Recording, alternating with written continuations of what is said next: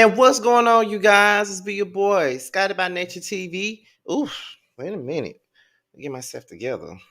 Your boy Scotty by Nature TV, and we're here for a brand new episode of Yes for the Mess, you guys. I know that I am late, child. I'm supposed to have been on air at like 5:15, but I was asleep. I had fallen asleep, and I knew I shouldn't have laid the fuck down because I knew damn well once I lay down, it was gonna be over with. So that's what happened. I was sitting up here laying down, trying to get me a little bit of rest before I go live, and my ass fell asleep.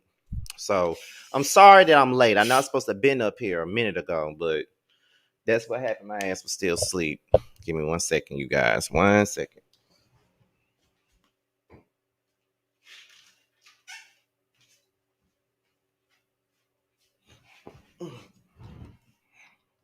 Okay, I'm back. But yeah, that's what happened.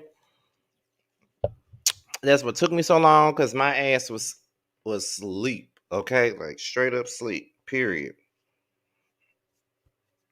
But what's going on, y'all? What's the business? What's good? What's going on? What's the business? Like, my ass is still kind of sleepy, but we're gonna get it popping. We still gonna get it popping and all that other stuff. I know I'm normally late for a lot of my lives, but I don't normally be this damn late. But I am this damn late today. Okay, so excuse me for all that, but we here now. We're gonna get it popping. And that's just it, y'all. We're about to go ahead and get this thing popping. I'm about to share my shit to Instagram. No, to what is it? About to share it to Twitter, and then we're gonna get this thing rolling. But before we get into anything and all that good stuff, let's talk about what we got coming up on the platform and other platforms that include me. Okay, so let's talk about that now. Tomorrow is Wednesday, and Wednesday night is always suited and booted for roast and review, honey. It's always suited and booted for roast and review, honey. And we'll be over on Giving You the Real Teas platform, you guys. We'll be over there. We'll be roasting and reviewing Love and Marriage Huntsville, as well as talking to Maurice and Marceau's brother, Mark Scott. He will be over there giving his side of the story about what really went down between him and Miss Van. We'll be asking him a couple of burning questions. If you guys have any questions that you need to be asked, that you need for us to ask him, okay, because we will ask. We don't have no problem with asking him. Please make sure y'all go over to T's Instagram page, which is Giving You the Real T. Okay, go over there and make sure he gets all of your questions so we can ask them. Okay, make sure y'all do that. Period. Okay, that comes on tomorrow night. I think at 8:15 as it normally does. Okay, so that's pretty much all that we got coming up this week. Because we already in the middle of the week almost. So that's pretty much what we all got coming up. Okay, so. Okay, so without any further ado, we're about to go ahead and get into what's going on, honey. We're finna get into a little bit of mess, child. I'm trying to go and because I really should have had my shit together before we got up here. But it's okay. We're gonna get it together. We're gonna get it together. We're about to get this thing started. Or whatnot. We're about to, do our thug thizzle because baby, when I tell y'all I was asleep and knocked out, I was asleep and knocked out, child. I really was for real, for real. Like I was knocked out. That sleep was too damn good. I probably should have stayed asleep for a while. Cause you know how it be when you don't be getting a lot of rest at night and shit like that. And that's just what it was. That's what happened, honey. That is what happened. So give me 1 second. I'm over here on my laptop and we're finna pull up some shit. We got 98 people in the building, okay? 98 people. 98 people. We got 98 people in the house today. Period. Alrighty. Let's see. Now we're about to go ahead and pull up We're gonna pull up Cynthia Bailey, honey. Because we got some shit to talk about in regards to Miss Cynthia Bailey. We got some stuff to talk about when it comes down to her. We got a whole lot to talk about though. We have a whole lot to talk about. But we're gonna start this thing off with Cynthia Bailey. So as you guys already know, Cynthia Bailey is currently going through a divorce at this particular moment. You guys know that she's getting divorced from Mike Hill. You know that he was pretty much out there in LA. You know what I'm saying? Like everybody knew that. They knew that he was living in LA, and we was all wondering whether or not Cynthia was going to move to LA. She was going to be in Atlanta. Like we really didn't know what the deal was. We didn't know what was really going to happen with that. And apparently there was a rumor going around saying that there was a possibility that Miss Cynthia Bailey was going to be going over to the Real Housewives of Beverly Hills or some shit like that. That was the word around the block, was that she was going over there to the Real Housewives of Beverly Hills. And people have been saying that, they could see Cynthia over there. They were saying that, Cynthia would be a good candidate for it. The Real Housewives of Beverly Hills. She lived in Beverly Hills. She's married to a man that lives in LA. So, how would that go? But apparently it don't really look like Cynthia is going over there, child. Now I'm trying to find it because I had literally just found this shit out right before we went, right before I made all of my graphics and stuff like that. I had made my graphics and shit like that, and it was just, some shit. I'm trying to find it. I don't know where the hell I got it from, but it was somewhere. Because there was a question mark on whether or not she was going to come over to the Real Housewives of Beverly Hills, but I think she set the record straight on there, and she pretty much denied coming over there, even though a lot of people were saying that she probably would, or that she is going to come over there. You feel what I mean? But yeah, that's pretty much suggested that, because I can't find it. But do y'all think that Cynthia would have been, good for the Real Housewives of Beverly Hills or anything like that? Because with everything that's going on with the Real Housewives of Beverly Hills and everything that happened with Garcelle and stuff, I think that Cynthia probably would have been, a good candidate, because at this particular point, I do believe that she needs the backup, because she really ain't got nobody that's gonna really hold her down. Like, and that ain't no shade to Sutton, because Sutton, as good of a friend, Sutton is cute, like she's friendly, she's good to have around, but as a person, if you need some backup, I don't think that Sutton would be I don't think Sutton is a good enough person to be, for backup or anything like that. Like, that's the type of time I'm on. Like, Garcelle needs some real solid backup. Shout out to my brother. My brother, House of Aaron, is in the building. And one thing's for certain, two things for sure. I watched your video earlier today, bro. And I just want you to know that you are a star. You are everything. You're not boring. You put out the news the way that you know how to put it out, and everybody doesn't have to be boisterous. Everybody don't have to do the same thing as everybody else do. Everybody don't have to do the same thing. You feel what I'm saying? So don't ever feel like you're boring. Don't ever let nobody, make you feel less than because of their own insecurities. Because I did watch the Dr. Heavenly stuff. I didn't watch the entire thing, but I saw the Dr. Heavenly stuff or whatnot, and I saw how the folks was trying to come for you in the comments. And I was up in them comments pretty much windmilling for you, because not only do I call you my little brother and you're one of my peers, but you're also one of my good friends. So I always got your back regardless. So shout out to House of Aaron. I don't care what nobody say. He went for the opportunity that was presented to him with being on Dr. Heavenly's platform, and he did what he did with it. So I love Aaron. Y'all know this. Like, no matter what, y'all know that we go at it when it comes down to Candy and Portia. Y'all know that, but y'all know that there's a love there. That's my little brother. And bro, I gotta call you anyway so we can get this damn Blaze situation under control, child. I gotta call you anyway. I'm gonna call you tomorrow probably, but I'm gonna be up in Atlanta and I'm gonna be hanging out with my boy Aaron next week. So yes, okay. So shout out to my boy Aaron. I don't care what nobody say. You are amazing and you are fit for this, okay? Period.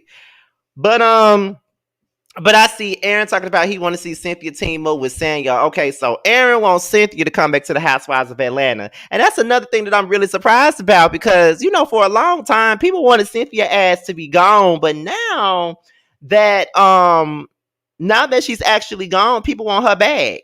So I'm going to be reading the comments. Do y'all want Cynthia to come back to the Housewives of Atlanta? Let me know right now, because I need to know, because a lot of y'all did not want her ass to come back, child. What happened? What changed? What made y'all want her to come back? Because for years, y'all wanted her gone. For years, y'all wanted her gone. So what gives, child? What happened?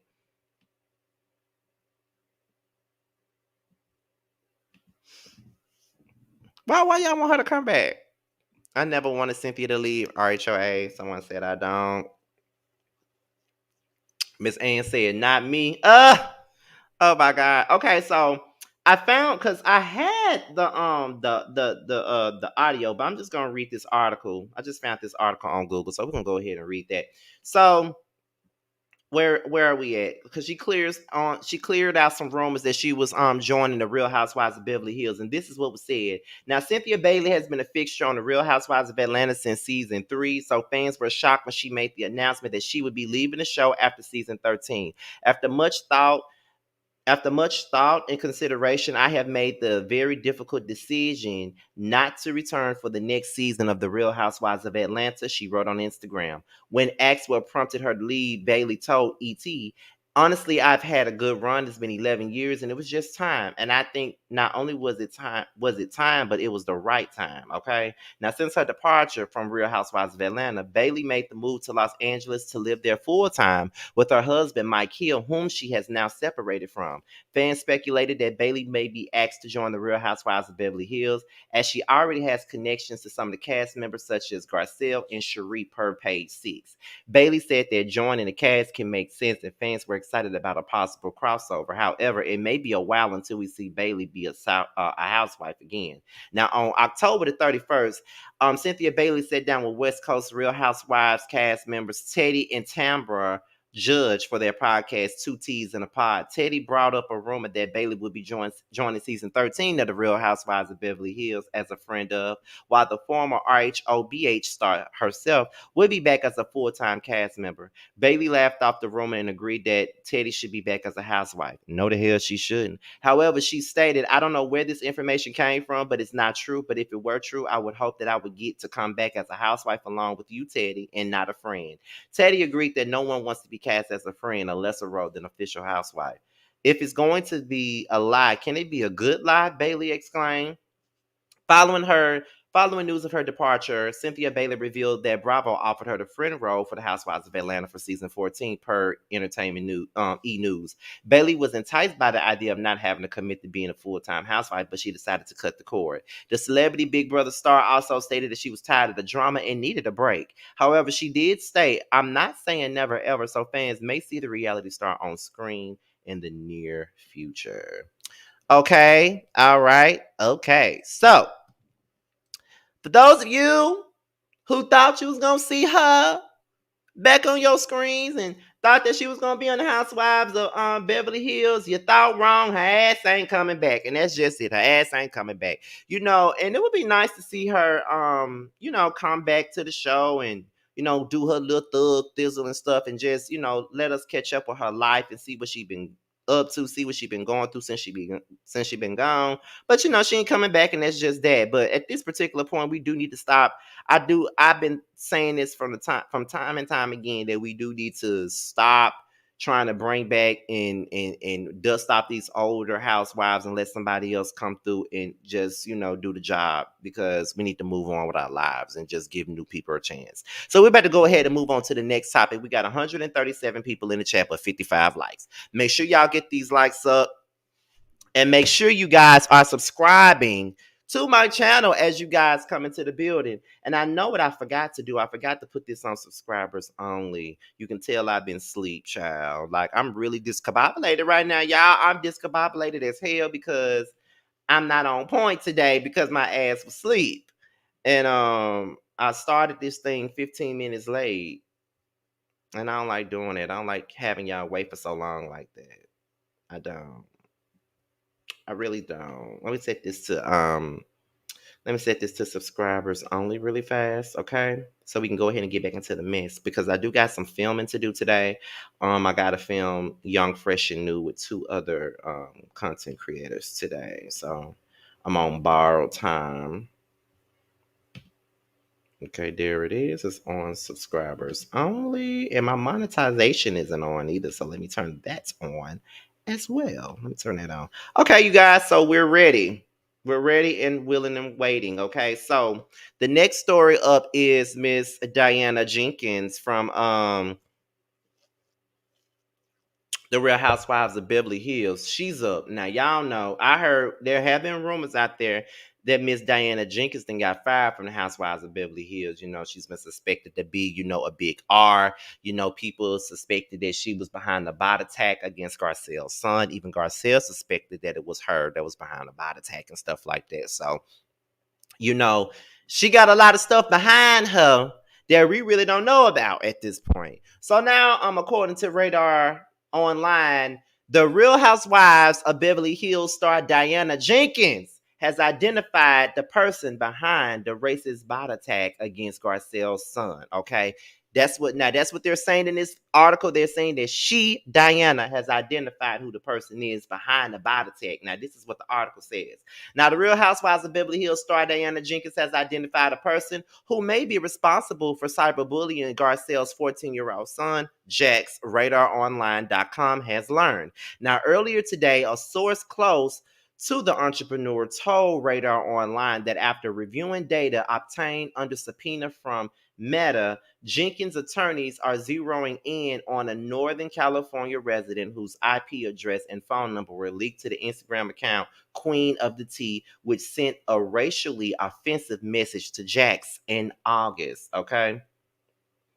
You'd have your kneeled on it if it wasn't for your daddy, okay? Said a message linked to the account Queen of the Tea. Tell your mom to leave Diana alone or you'll deal with us. Some of the records obtained from Meta were connected to the overseas IP addresses, a sign that whomever sent them took steps to mask their identity. But the Queen of the Tea account was linked to an IP address and telephone number in California. Diana is absolutely thrilled by the news. She can't wait to get concrete proof so that the person behind the attack can be identified publicly and held accountable for their despicable conduct. Now that they have a person of interest, Jenkins' lawyers plan to fire off any additional subpoenas that could provide further evidence tying the individual to the cyberbullying of Garcelle's son. We're told that Jenkins instructed her attorneys to follow up with additional subpoenas to further confirm the individual who was paying for the internet and telephone service tied to the account. As RadarOnline.com previously reported earlier this year, Diana filed a bombshell lawsuit seeking to uncover the identities of those responsible for the attack on Instagram against Jax. She obtained permission to subpoena Meta, the company behind Instagram, for information about who was behind the accounts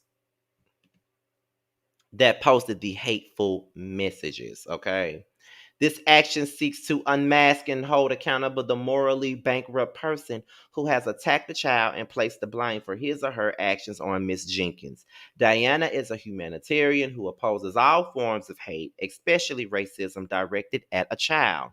The source told RadarOnline.com. Whomever this must be will face the consequences of their actions.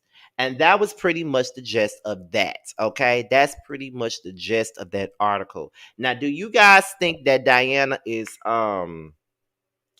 free of all accusations? Because I know a lot of us really believe that it was her, that was a part of the situation. Like, we all thought that she was a part of it. We all thought that she had something to do with it. Like, we all thought that it was really her that was out there, harassing Garcelle and her son, because, she seemed to be very obsessed with Garcelle, and I never would have put none past her to begin with, to be honest. But even though she's out here saying that, she's going to find out who did it and all this other good stuff, I do feel like she's still linked to us some type of way. I mean, don't shoot me. I just feel like that's what it is, because I don't think that she's completely innocent. She may not have done it, but she probably knew who did. You feel what I'm saying? She may not have done it, but that don't mean that she didn't know who did it. I'm pretty sure she knows who did it. That's really alleged, because I don't know this, but that's just what I believe. I believe she knew who did it, and can't nobody tell me nothing. I really believe she knew who did it, because it just seemed way too sudden for me. You feel what I'm saying? Like, it seemed way too sudden for me. And, it's just crazy to me how she just up and, oh, I'm going to find out who did it. I'm going to find out who did this to Jax. It's not fair. I know. I'm going to find out who did it. Like, girl, you want to find out who did it because you don't want the blame put on you. That's the only reason why you want to find out who did it, girl, because, we all believe that you did it. And I still believe that you did it. You know what I mean? And let me see what the comments are saying because I'm looking at it on my laptop and on my desktop. Let me see what the comments are saying. They say she can pay someone to take the blame, which she can. She definitely can pay someone to take the blame, most definitely. She definitely can pay someone to take the blame. Someone says, I'll wait for Garcelle's results. Yeah, because it's funny how she was the one who came out with the shit first. You feel what I'm saying? Like she came out with the information first. She had to beat Garcelle to it, to make herself look like, she was on point, or, give herself the thing and be like, well, this goes to show you that I didn't do it. I went out of my way to do this. I felt like she did all that to go out of her way to try to find out what happened, so when nobody point the finger at her, because we all believe that she did it. And like I said, even if she didn't necessarily do it, I still feel like she's in it some kind of way. I still feel like she's in it some kind of way because that woman is a goofball. She prides herself on being the villain a whole lot. And I just really feel like she has something to do with it. Like, I really feel like that. I really feel like she has something to do with it. Real talk. I really do. I really do. And we already know that Garcelle had her own case out, and now she want to have her case out too.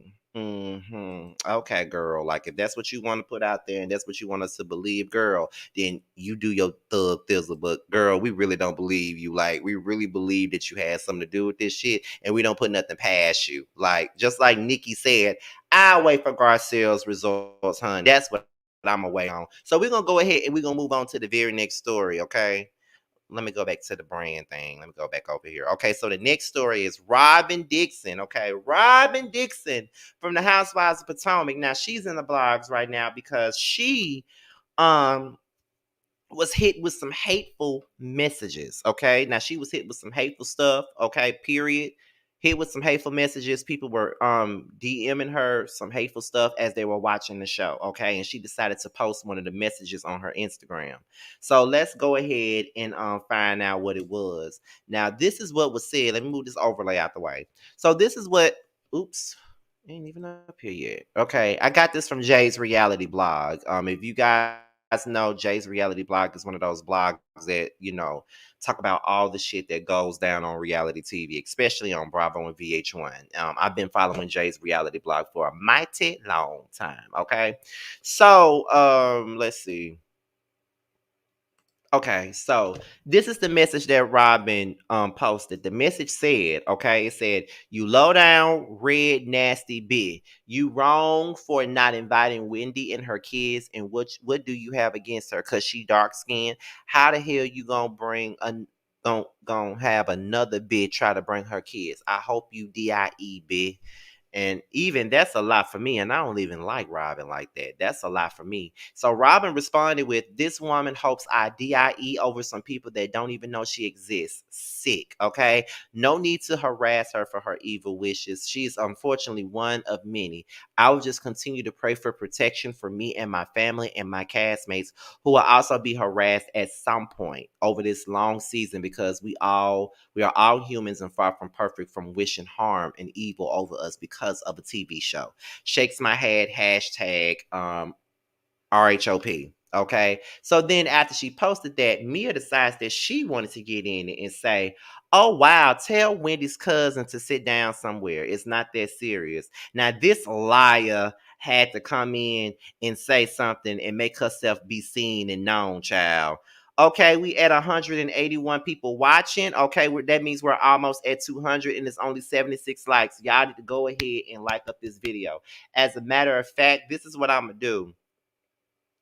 I'm gonna take a brief intermission and continue on until you guys get me to 100 likes. How about that? Because it's all about the algorithm. Y'all got to get me back y'all got to get this video into the algorithm, okay? It makes no sense for me to have almost 200 people watching, but just 80 people liking. We need 20 likes to get to 100. Let's get to 100 likes, you guys. Let's go ahead and do that. If y'all want me to continue on with the tea, go ahead and like this video, because like I said, I'm normally not the type of person to constantly say like this video, like this video, but liking the video puts you in the algorithm and it helps your video get seen. Engagement is engagement, and at the same time, also with you liking the video, be sure to subscribe as you come in and say your opinions in the chat. As we wait to get to 100 likes, let's like this chat up, you guys. Like this chat up with the fire emoji. Like this channel up with all fire emojis. I don't want to see nothing but fire in my chat as we continue on with the tea for this evening, okay? Like this chat up, like this chat up, like this chat up, like this chat up, like this chat up, honey. Because we're about to get this thing popping once we get to 100 likes, okay? We're at 89 likes, okay? We need 11 more people to like this video. Go ahead and like this video so we can go ahead and finish off this tea, honey. Yes, y'all are definitely lighting up this chat. Yes, honey. Light up this chat. Light up the chat, child. Light it up, light it up, light it up. I'm here for it. We got 90 likes. We need 10 more to get to 100. Let's go.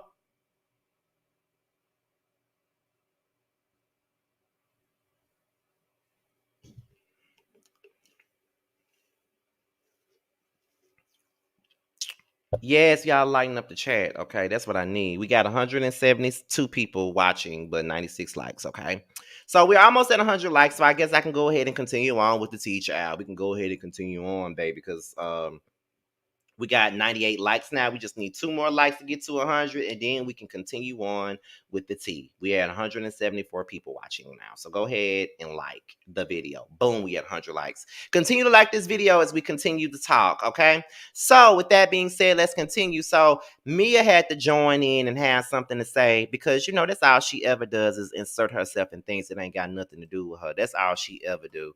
But that was the story with Robyn.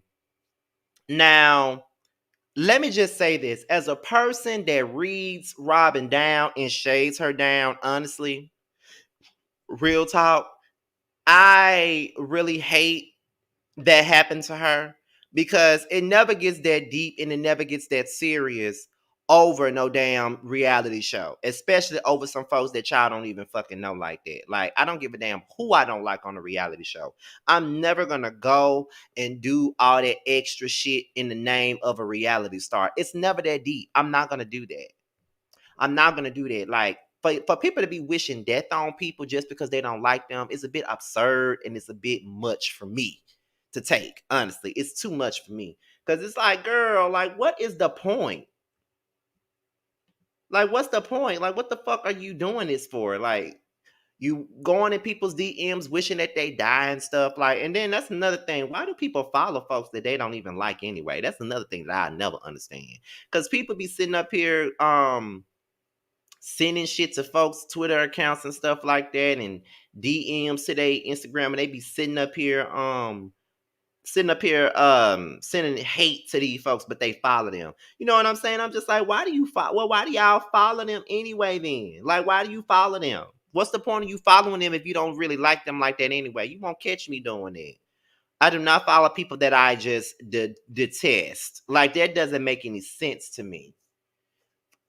It doesn't make any sense to me. Now, I follow a lot of reality stars on Instagram. You know I do. And on top of that, there are people that I probably read the fuck down on my videos, but I still follow them because it's never that deep. Like Melody Ho, I read her the fuck down all the time, but I follow her pretty ass on Instagram. Why? Because it's not that deep to me. Like, what the fuck? It's not that deep to me at all. Let me look at the comments and see what you guys are saying. We had 184 people watching, okay? I hope you guys are sharing this video and doing what you need to do, okay? Let's see. I don't like her, Mia, or Giselle, but it's not okay to wish the afterlife on people. That's some misery for you, period, okay? Let's see. It's always a Potomac or LAMH stand that always takes it to this level. What is it about the Housewives of Potomac and Love and Mary Chunsville that drives people to this level of madness? That is a question that needs answers, okay? because I think it's gotten a little bit better with Potomac because it ain't been that bad lately for me reviewing Potomac. But that damn Love and Marriage Huntsville is a hot damn mess. It's a hot mess, and I hate to even talk about that show because it brings too much drama. What's going on? It's me, D. I had to catch myself because I almost called you by your government, and I don't want to call you by your government, okay? But yeah, it's a mess. It's a hot ass mess. And I'm gonna need for people to get their mental health checked out. And y'all know I'm not making no jokes about nobody's mental health or anything like that. You know, I never do anything like that. That ain't even the type of time that I'm on.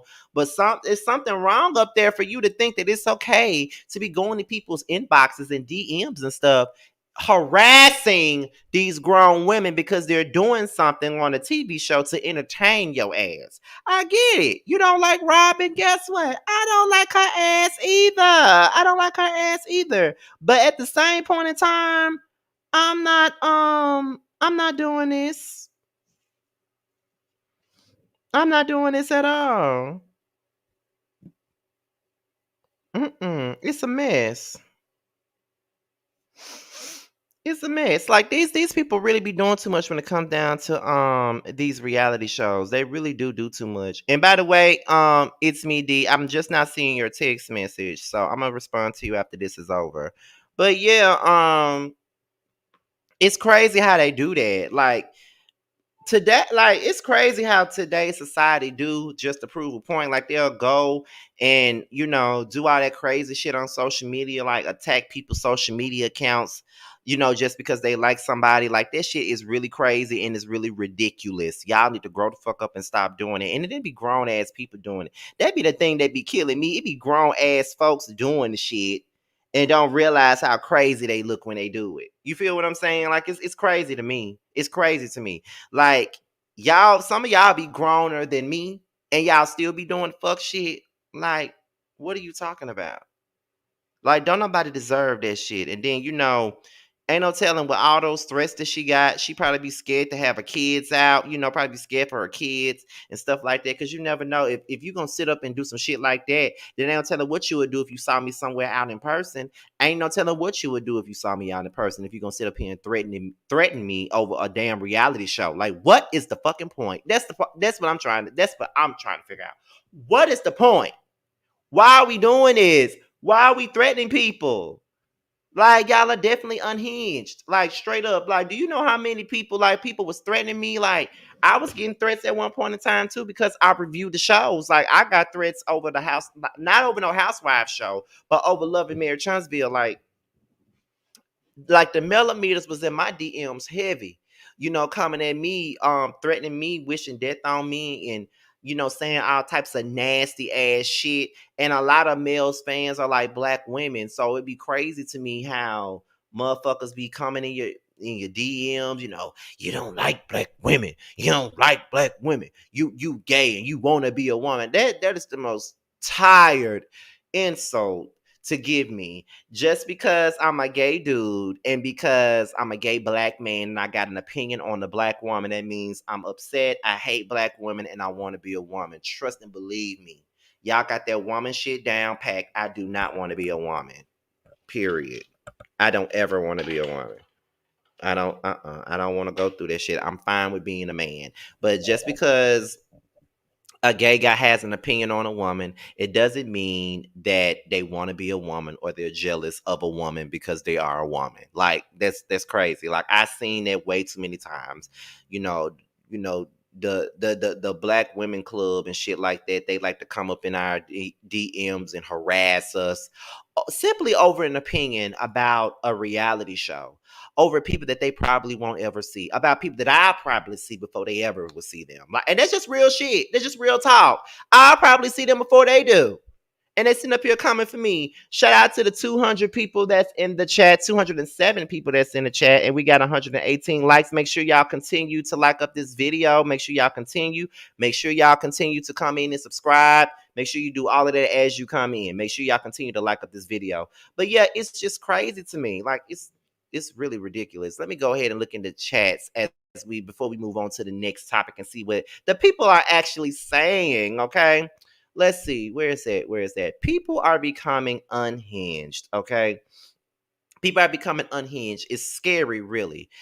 Shout out to Tammy Talks, who I'll be filming with later on today. People take reality TV way too seriously. It's a crazy world that we're living in. Wow, shakes my head. Like that's the same thing I do every time I get attacked. I just shake my damn head because it's really crazy the lengths that people will go just to try to prove their undying loyalty to some reality star that probably don't even care about them. Okay, these people have lost their minds. I am sick of this show. It's draining, most definitely.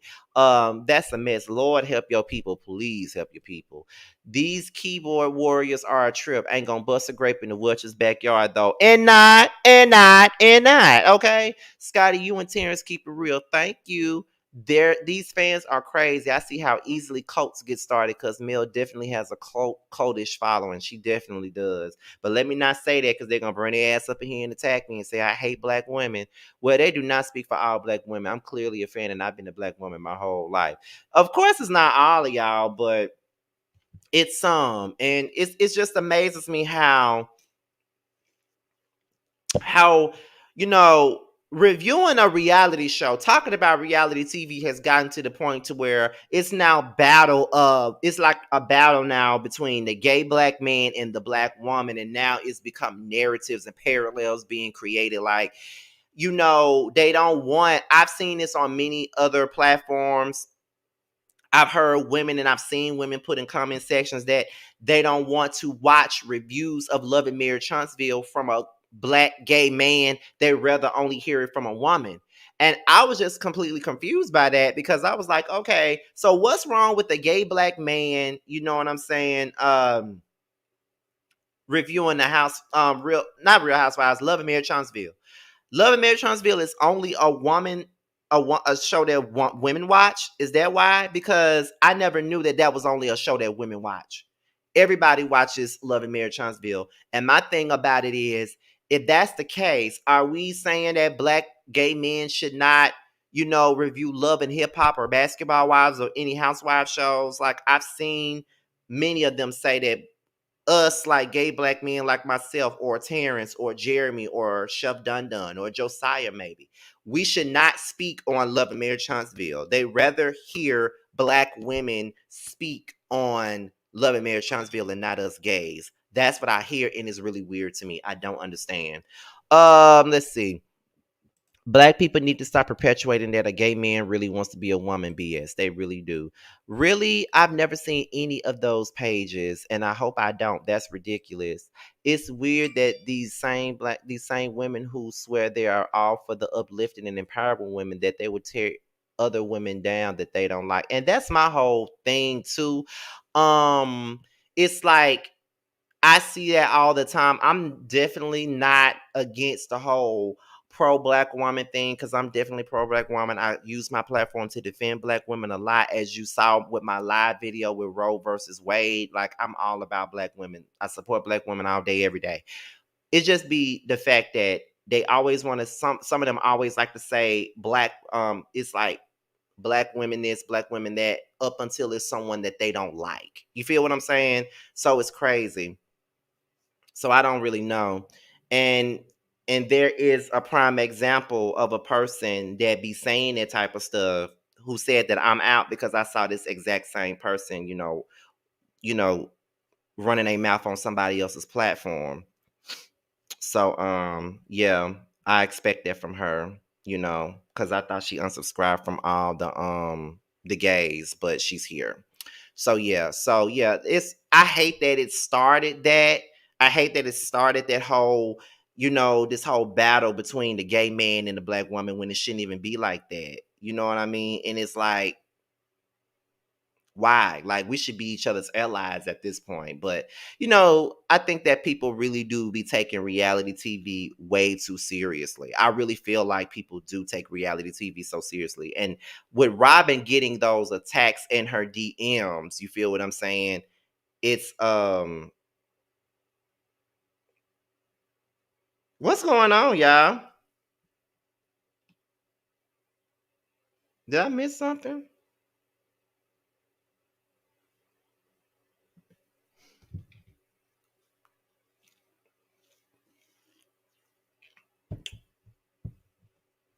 Wait, what happened? Oh, but anyway, you can review whatever you feel like reviewing. I enjoy your show. Thank you so much. Scotty, you are 100% correct like that. Yes, they're definitely out here saying that, and then they end up turning on each other. And it's crazy because it's like, and just like that person that y'all timed out, I saw that person in somebody else's comment section. They basically started, talking about T and said that the other two queens that he hang with are followers, basically talking about me and Josiah. So it's funny that she was up in my comments just now talking about she's out of here. So I'm pretty sure that she's gonna go to another one of those Love and Marriage Huntsville pages and start trying to create a narrative and start something when I'm being very positive over here about the whole thing. I just think that the whole gay men and black women thing should cease, to be honest. I hate that it's a divide when it comes down to Love and Marriage Huntsville. And I use that as an example because I have gotten some threatening messages in my DMs on Instagram before just for reviewing the show and giving my own opinion.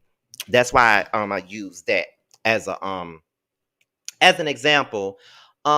Kia Bell, what's wrong with a different perspective? Like a man, gay or straight, is going to view something different than a woman, and sometimes that is needed to hear. It's like they're scared or something. I really don't know. I don't know. It is what it is. There are problematic reviewers of all shapes, shades, genders, and sizes. I don't understand the blanket statements and bashing like that. Just watch what you like and keep it pushing. People you not used to having different opinions without it being disrespectful. Most definitely. Let her take that drama the hell on. Scotty, some people don't like the truth. They don't, but it is what it is. Like, I'm never gonna stop telling my truth or speaking my opinion because somebody don't like it. It's just that's just that. And don't get me wrong, I respect everybody that does their content. I respect everybody that do different content, whether I agree with them or not. As y'all saw, House of Aaron was just in my live just a minute ago, and y'all know that's one of my good friends, one of my close friends in real life and outside of YouTube. And I always defend him, and we don't always agree on shit at all. But at the same point in time, we still get it together and we stand together. So it is what it is. Let's see, Scotty. I feel like people are so into these people's lives on reality shows because maybe they can relate to some of the married couples on there, and maybe they're going through the same thing. Just a thought, okay? Then let's see what else, what else. Scotty, I feel like you evaluate all these reality stars fairly, and I appreciate that, whether I agree or not. Thank you. Some people, okay, I already seen it. Don't pay no attention to these people. There are plenty of black women like myself who enjoy y'all. And I appreciate you guys that actually enjoy my content, because one thing about it is that I never want anybody, because I know what my audience is. My audience is 93% black women. I already know this. Black women over the age of 25.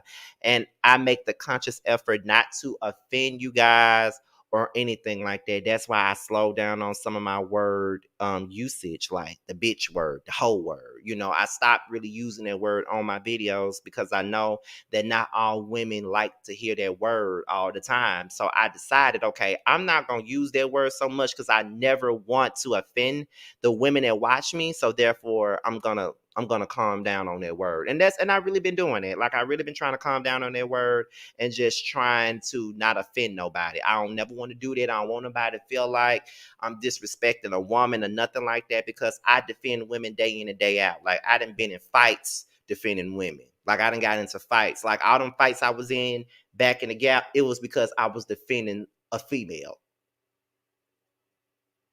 I got my ass jumped defending a female. Okay. Like, straight up. Like, that's just the list that I go to defend females in my real life. So that's why it's always offensive when someone tries to label me as a person that doesn't like black women. Like, that's just, I may not like them sexually, but I love them though. You feel what I'm saying?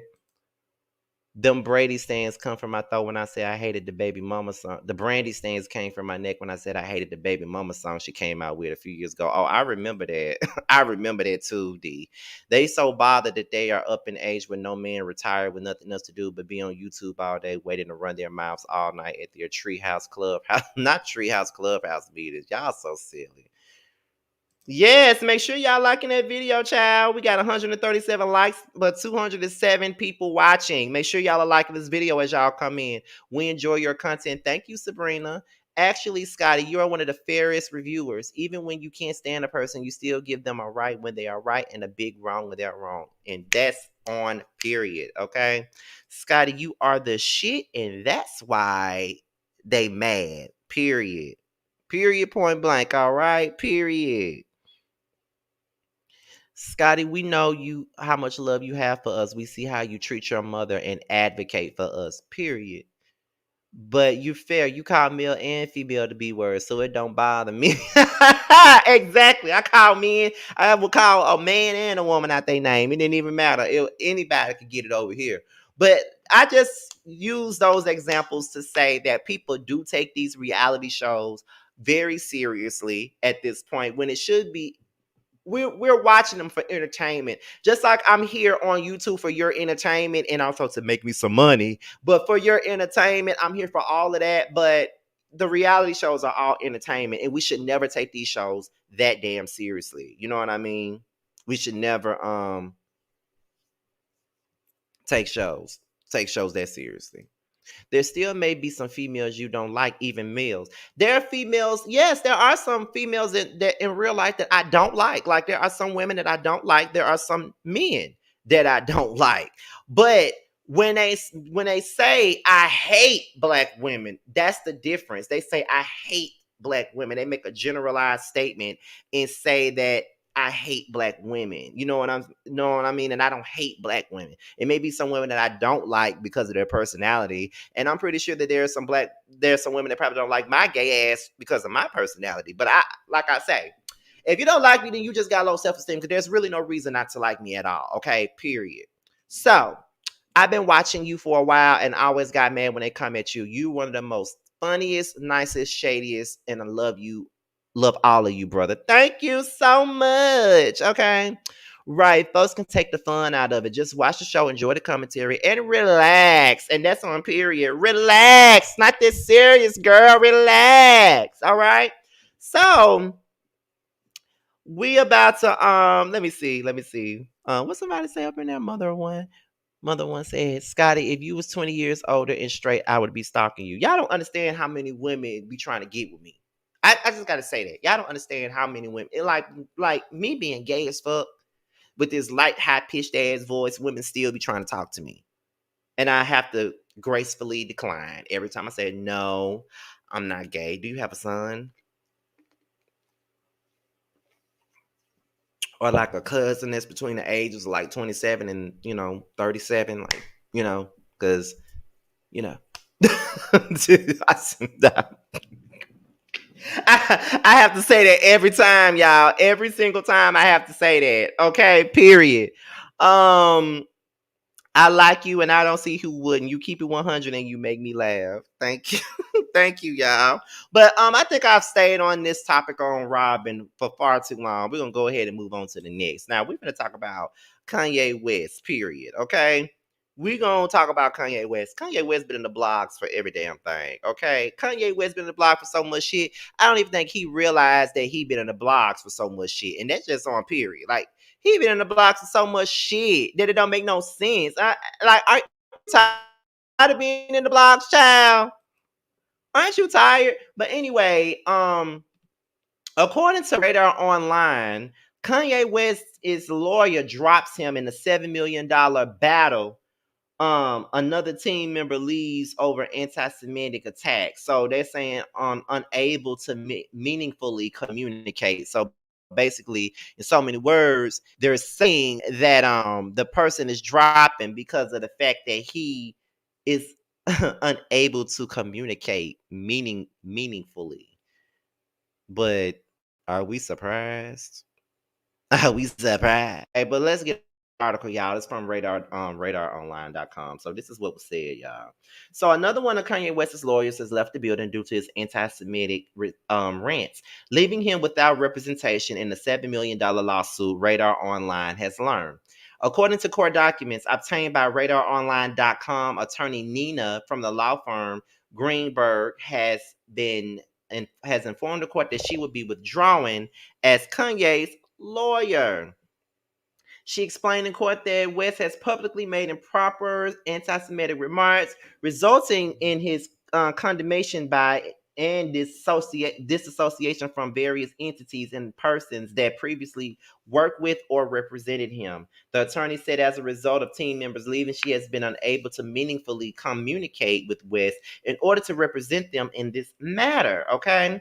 Um, the lawyer said West has made it unreasonably difficult to continue as their counsel. She said that West was further in breach of their obligations to defense counsel. The attorney said there is a good cause to withdraw as counsel in this action, and defense counsel would be moving to withdraw.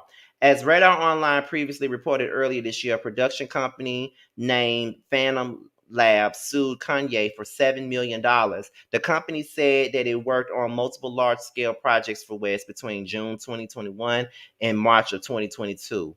Phantom said it helped West with his Sunday service, a listening party for Donda 2, and his Scrap Coachella show and the Free Larry Hoover event with Drake in Los Angeles. Phantom said that West and his company paid the first couple of bills without issue. However, they said in February of 2022, the number of outstanding invoices totaled to $6 million. The community, which is represented by Powerhouse attorney Howard King, said that West agreed to pay them the $9 million he was to be paid from Coachella. However, Phantom became extremely concerned about payment after he canceled his set at the music festival. Okay, let's see what else is in here. The company said on top of the $6 million owed for work completed, they were hit with another $1.1 million in fees related to the Coachella cancellation. As RadarOnline.com first reported, Kanye responded to the lawsuit by denying all allegations of wrongdoing. He said that Phantom had failed to perform the services it was suing for. He said that the company had performed so poorly that any future payment would be unreasonable and unfair. Furthermore, West's lawyer said that there is an original contract between Phantom and West, but the original contract with Phantom cannot be enforced because the parties substituted a new and different contract for the original. And all parties agreed by words of conduct to cancel the original contract and to substitute a new contract in its place. The rapper argued there was no agreement, no meeting of the minds, and no consideration for an agreement for payment of services already covered under separate agreements. West demanded that the entire lawsuit be thrown out, claiming he was not responsible or liable. I want to say that's it. Yeah, that's pretty much it on that, y'all. That's it. So now, not only is the people that he do business with, like, like the Adidas folks and, the Balenciaga people, now his own lawyers is getting away from him. It's crazy. It's crazy. You know what I mean? First of all, let me say this. I'm gonna be very nice to you. I run my show the way I want to run it. So don't come up in here yelling in my damn live chat telling me something. Get to the topics, please. We're at the topics. We talk about the topics. We give comment. It's called commentary. That's why I'm giving commentary on the topics. Don't even time her out either. Don't time her out. Give her a chance. But I'm just letting her know we are at the topics. I don't know if you're new to my channel or not, but this is what we do. We talk about shit. We get to the topic. We read the articles. We dib and dab in articles, and then we talk about what's going on. Like, don't come up in here with the BS. Period. But that was very nice. That was very nice. Let's see. I just don't know with Kanye. Kanye just continued to, hey, Aaron. Kanye just continues to make himself look crazy. Like, it doesn't matter what he does. He makes himself look crazy every time. And it's ridiculous. Like, I don't understand what he don't see the error of his ways. And my thing is, people still be kissing his ass and still, trying to defend everything that he do. And it's nothing to defend at this point. It's really nothing to defend at all. It's nothing to defend. Like, what are we defending at this point? Like, he walked around here with a White Lives Matter shirt on and said all types of crazy shit. And then at this point, it's like, people be like, well, Kanye did this, and y'all need to stop trying to tell Kanye what he needs to do. And Kanye ain't this, and Kanye ain't that. Like, girl, shut the fuck up. Like, he just a buffoon, like somebody said in the chat. He's a buffoon who really ain't got no self-awareness about anything. And it's like, I don't care. Like, I have tried in the past to really give a damn about what he got going on and why people feel the way that they do feel about him, because it's like, for me, I be feeling like this. Like, we should always try and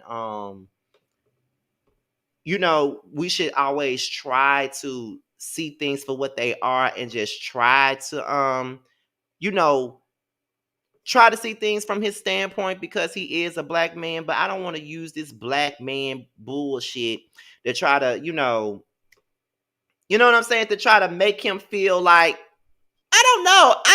I'm over it. I don't care. Like, it is what it is. Like, they stay defending the bullshit instead of trying to make him right in this situation. And the man is not right in this situation at all. And they gonna have to stop doing it. We as a people are gonna have to stop defending the BS. You know what I mean? And like this person in the chat just said, I was just about to say this. At this point, it's nothing that Kanye does or says that is surprising to me. He doesn't surprise me with nothing that he says at all. He don't do shit that surprises me. That's why a lot of the times I don't even waste my time in my commentary talking about him, because it's nothing to sit up there and talk about. It's like, but Kanye West used to be like a big inspiration to me growing up. Like, Kanye West first came out with College Dropout when I was in the 9th grade. I was 14 when he came out with that album, and I just knew that he was destined for greatness. And that does, even though he's a hot ass mess and all that other good jazz, I still feel like he's a genius when it comes down to music and his art. But at the same point in time, he's just a fucked up individual. It's just like with the R. Kelly thing. R. Kelly is a sick, demented, disgusting ass person. But his music is still, like, he still was a genius when it came down to writing and musical productions and shit like that. It's crazy how the most talented people are the most fucked up individuals that you know. I don't know why it's like that, but it's crazy to me how you can be so fucked up, but still, we can see your talent, but you're still a fucked up person.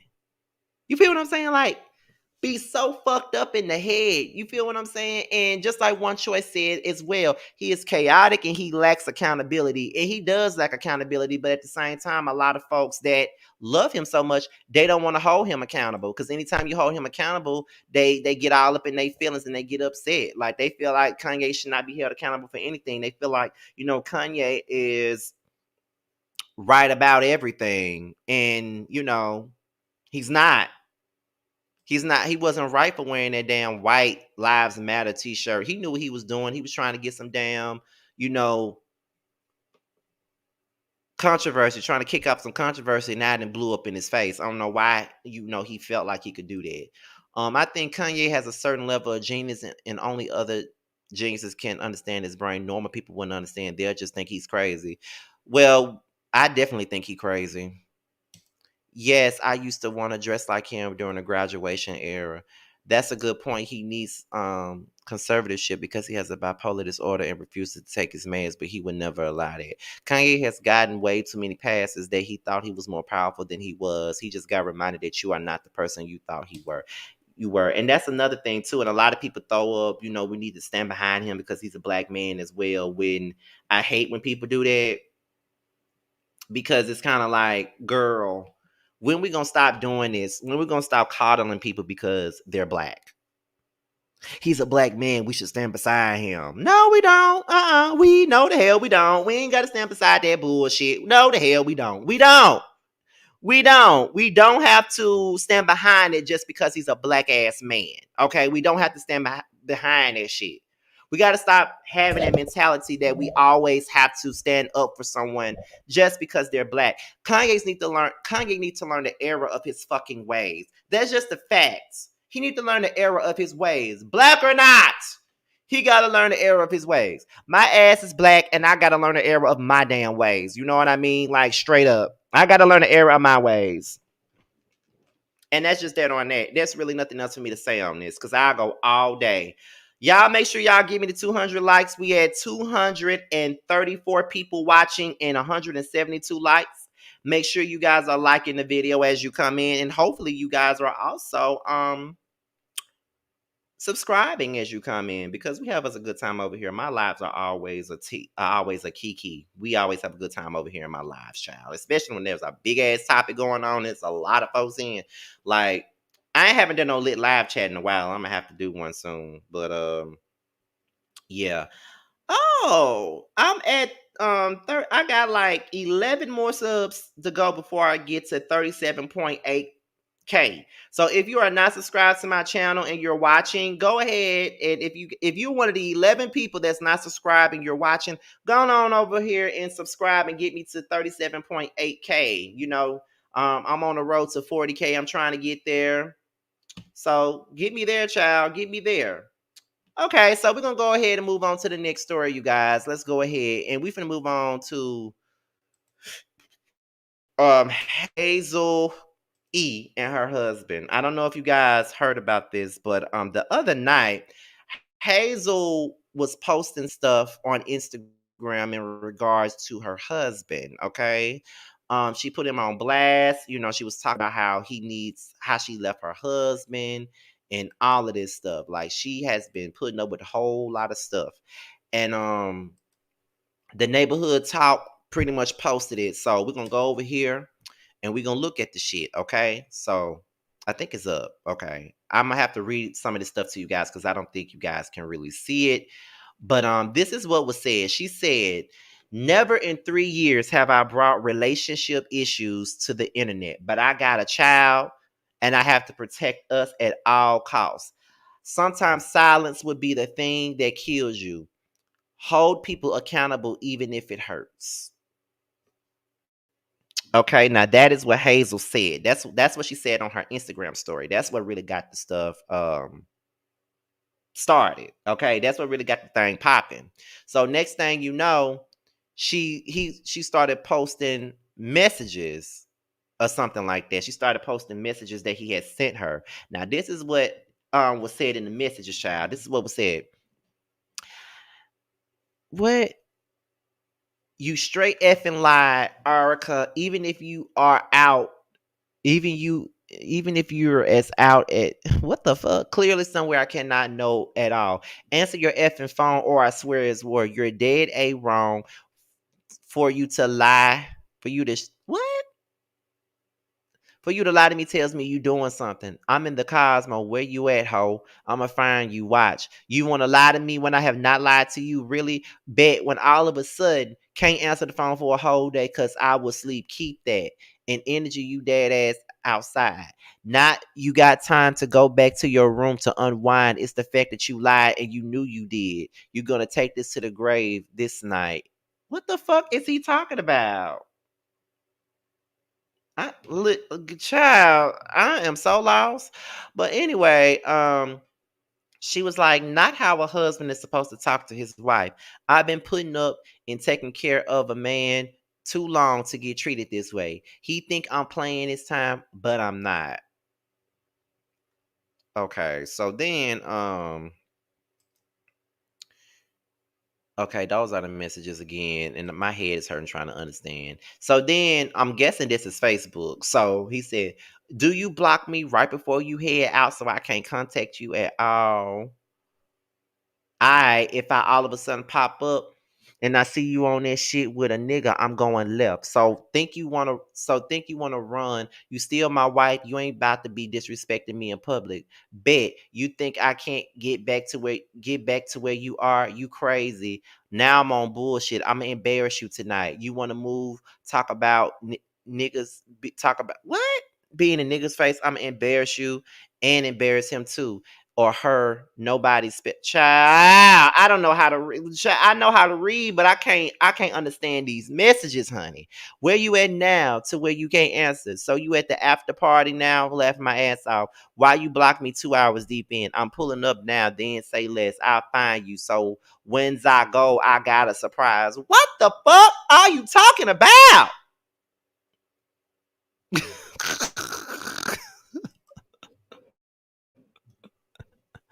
What are you talking about? Cause I don't understand what the hell you talking about. Period. What what are you talking about? Oh, my head hurt. Oh, my head hurt.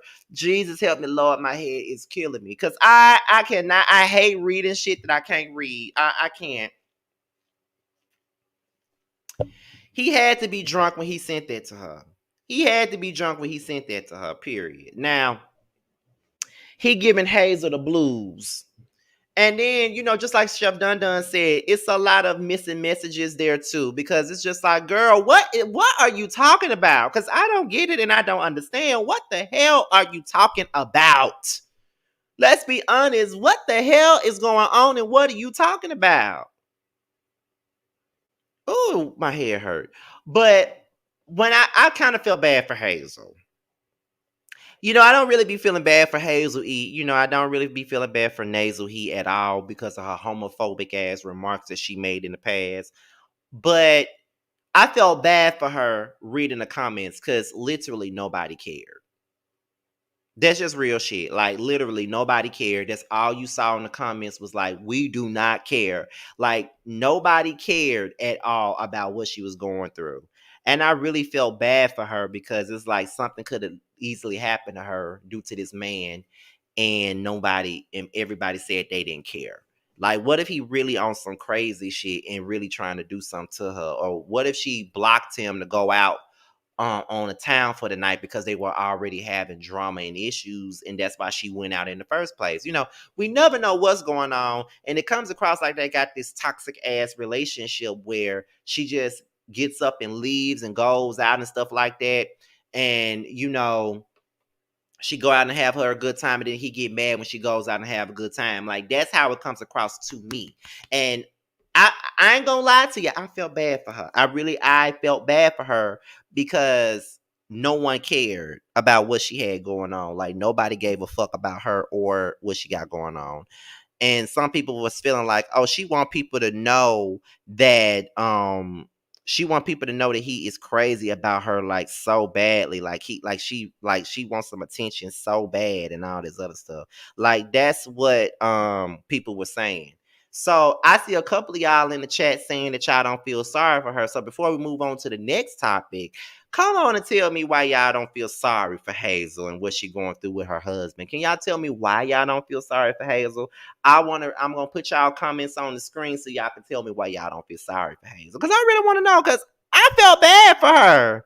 And that might be my soft ass heart. That might be my soft ass feeling bad for her just due to the fact that, he comes across as someone that is abusive. You feel what I'm saying? Like, he come across as someone that's abusive. You know what I mean? So that's why I feel bad for her. Like, cause he really seemed like he was looking for her to find her to put hands on her. Like, that's the way it came across to me. So I'm just trying to understand it. You know what I mean? So I'm trying to see, why y'all don't feel bad for her. Because I already seen the people on the neighborhood talking everywhere else talking about how they don't feel bad for her. So I want to know why y'all don't feel bad for her. Let me know why y'all don't feel bad for her. Okay, I see somebody saying it now. Hold on. Because she now Lexi girl. Okay, it's her karma. She getting it back because she do it to other people.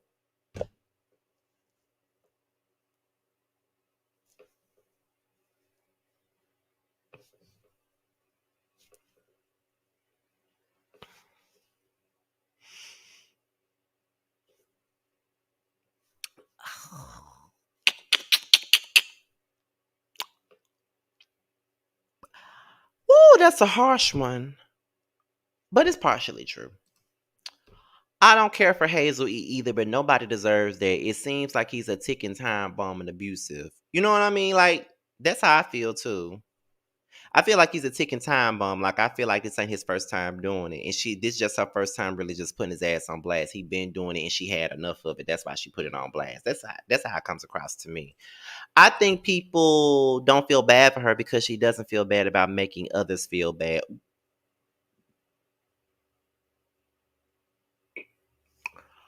Well. Y'all really don't see it for Hazel. Y'all really don't see it for Hazel. Y'all really don't see it for Hazel. Let me see. I don't feel bad for Hazelnut. She makes it hard to do that. Not y'all calling that girl Hazelnut. Not y'all calling her Hazelnut. Like y'all wrong. Y'all ain't gotta call that girl Hazelnut. Y'all know y'all wrong for that, child. Y'all know y'all wrong for that. I feel kind of sorry for her, but why you posting this? How can we help you, Mom? Especially if you ain't filing no paperwork. Y'all are dragging her today. Y'all are dragging her ass. And I can't say nothing about it. I definitely can't say nothing about it, child, because if it was Masika, her ass would be dragging her. Let me see. She has a nasty energy. She do have a nasty energy, definitely. Cat Williams didn't deserve the way she treated him. How did she treat Cat Williams? She treated him bad. I didn't really follow her relationship with Cat Williams. Okay, I didn't follow her relationship with Cat Williams at all, so I don't know how she treated him. So this is something new to me because I forgot she even dated Cat Williams, and I'm like, girl, you dating Cat Williams and Cat Williams dating you. Y'all know y'all are not each other's type. Scotty, before the next topic, did you see the cast for Couples Retreat? Apollo and his wife and Fallon and her husband. Yes, I saw it, and I said I might have to sit back and what is it? I might have to sit back and review this season, child, because I refuse to watch Couples Retreat, but I look like I'm gonna have to watch it now. Fallon and Jalen finally getting back on TV. Most definitely. So it seems to me like it's a general consensus that nobody cares about Hazel E or her issues. No one gives a fuck about her and her issues. No one cares about what she's going through. They feel like she is,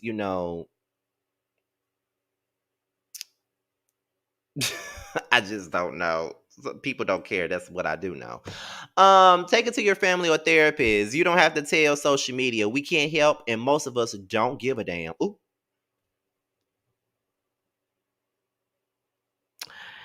You better say that, girl. You better say that, cause I ain't say it. You better say it, girl. You better say that, cause y'all are not here for her. Y'all ain't here for her at all. I don't care for Hazel E, especially when she made those light skin, dark skin comments back in the day. So, like my mama told me, if I don't have nothing nice to say, I don't have nothing to say at all. You better say it. You better say it because it's a lot of shit that has gone down as of lately, and I don't have nothing nice to say. So, Scotty by nature don't say shit. He just sit back and watch the mess.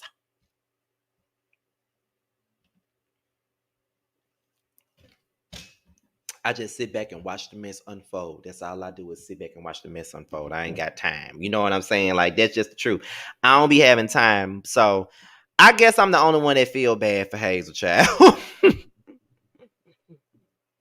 I guess I'm the only one that really feels bad for Hazel because don't nobody else really care about what's going on with Hazel at all. So we can go ahead and move on to the next story. And I'm now this story right here is one story that I am tired of right here. I am so tired of these two. I don't know who I'm tired of the most. I don't know if I'm tired of Tasha and I don't know if I'm tired of Cardi B. What I do know is that I'm sick and tired of talking about this case between these two. And y'all want to know how I really feel about this story? Before I even get into all the logistics of it, do y'all really want to know what I feel about this story? There's a hole in my heart. I just want y'all to know how sick and tired I am of this whole story between Cardi B and Tasha K. Because it's like this is just a repeated story that goes on and on and on. And like I said, this is I just like I said, there's a hole in my heart. My soul is bleeding. I need to free my mind and see what I'm feeling. Lord knows, Lord knows. Tired. In the words of Kelly Price, tired. I'm tired of this. I'm tired of talking about it. Ugh. But y'all, let's go ahead and get into it, baby. Let's go ahead and get into it, baby. We're gonna go ahead and get into this story. We're gonna go ahead and get into the story. So apparently, Cardi B's team wants the judge to dismiss Tasha K's appeal in the defamation suit. As we already know, the YouTuber has been ordered to pay $3.8 million as a part of the settlement reached in a libel case against the WAP artist. Okay. So this story came out, I think yesterday it came out. And shout out to Boss Keon, who is one of my mods. He sends me stories all the time. That's how I be having all the tea. Now, Cardi B's legal team is trying to convince a judge to dismiss an appeal from YouTuber Unwind with Tasha K after she lost a multi-million-dollar defamation case against the rapper earlier this year. A request was submitted to the 11th Circuit Court of Appeals to uphold the verdict against Tasha K. Kibi on Thursday, October the 28th, according to All Hip Hop. Now, currently, Tasha K is required to pay a whopping $3.8 million as a part of the settlement reached in the case against the WAP artist. Now, Cardi B's most recent legal filing says that the blogger has no chance of winning the appeal. The totality of evidence was more than sufficient for the jury to find that Tasha K's conduct was not merely vulgar, tasteless, rude, and insulting. Rather, their unrelenting and self-described campaign was motivated solely by greed and spite, and was so abusive and obscene that any reasonable person would find that Cardi B's intense feelings of humiliation, embarrassment, shame, and outrage were the natural result of Tasha K's conduct. BET.com previously reported that the YouTuber has been seeking to pause the huge judgment while she attempts to appeal it. Judge William Ray said that he would only pause payment of the judgment if Tasha K could post a so-called supersedes bond covering the entire amount. Radar Online reported that Tasha K has exactly $1,083.02 on her business account at Chase Bank. The rapper won the money after suing the vlogger for defamation in 2019, and Tasha K made seething accusations of Cardi B having an STD and using drugs and being a prostitute. That's pretty much it from BET.com. That's where this article came from, child. How many times, how many different ways can I say that I don't care at this point? Because I'm going to say this as great as I can. Tasha K was wrong. She was wrong as two left shoes. Like, period. She was wrong as two left shoes. Period. There's nothing more to say on that. She was wrong.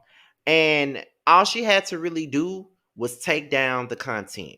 That's all they asked her to do, was take the content down. If you didn't want to take the content down, you could have just private the videos and just kept them up like that. But instead, you said you wasn't going to take them down. And then when you went to the courts, you admitted to lying.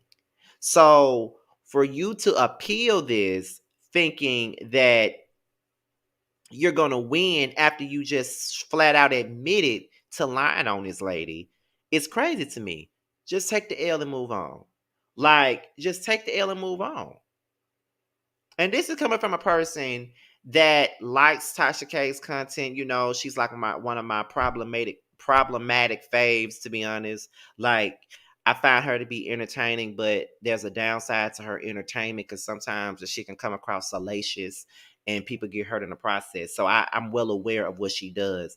And it doesn't matter if a person finds you entertaining or not. The fact of the matter is that it's wrong that you're putting out lies about people. And then when they take action on you telling lies, you want to do everything you can to go all over the world to keep them from getting what they rightfully deserve from you. And that's the money. You know, you knew that you was going into this. You knew you was being sued for a whole lot of money. You already knew that. You already knew that Cardi B had the money to sue you. Cardi B had the money to take your money from you. And it's like what we doing here?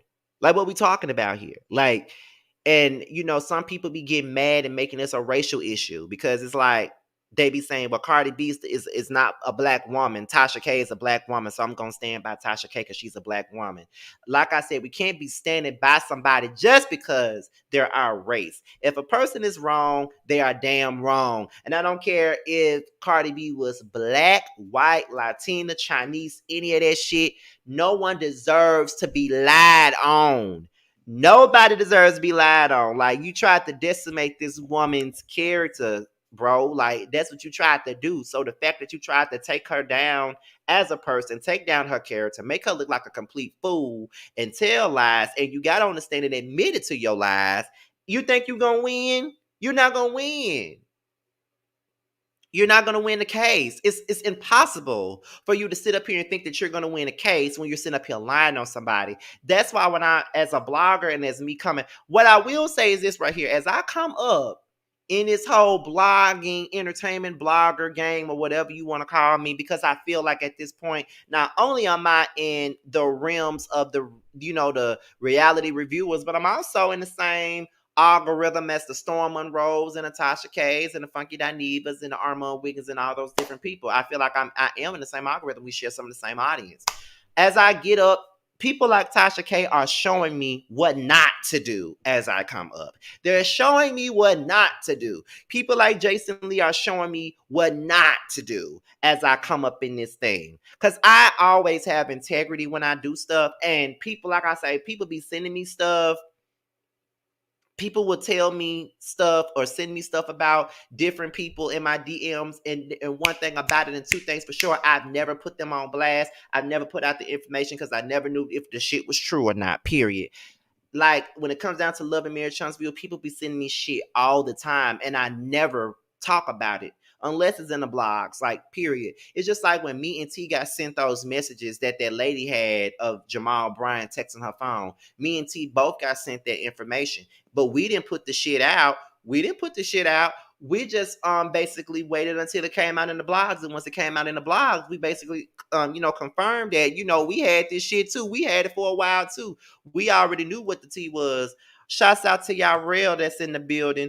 We already knew what was going on, so we didn't put them out there. So we already had the information. So it's all about having integrity. And I know a lot of the times we be wanting to break the story first, and we want to do everything first, and we want to get the information out there first. But at the same time, you can't be putting out information on people and you don't know if this shit is true or not. And if you're going to put some information out there, then you don't know if it's true or not, please say allegedly. It don't hurt to say allegedly, because when you say, you got to say allegedly to cover yourself, because you don't know if the shit is true or not.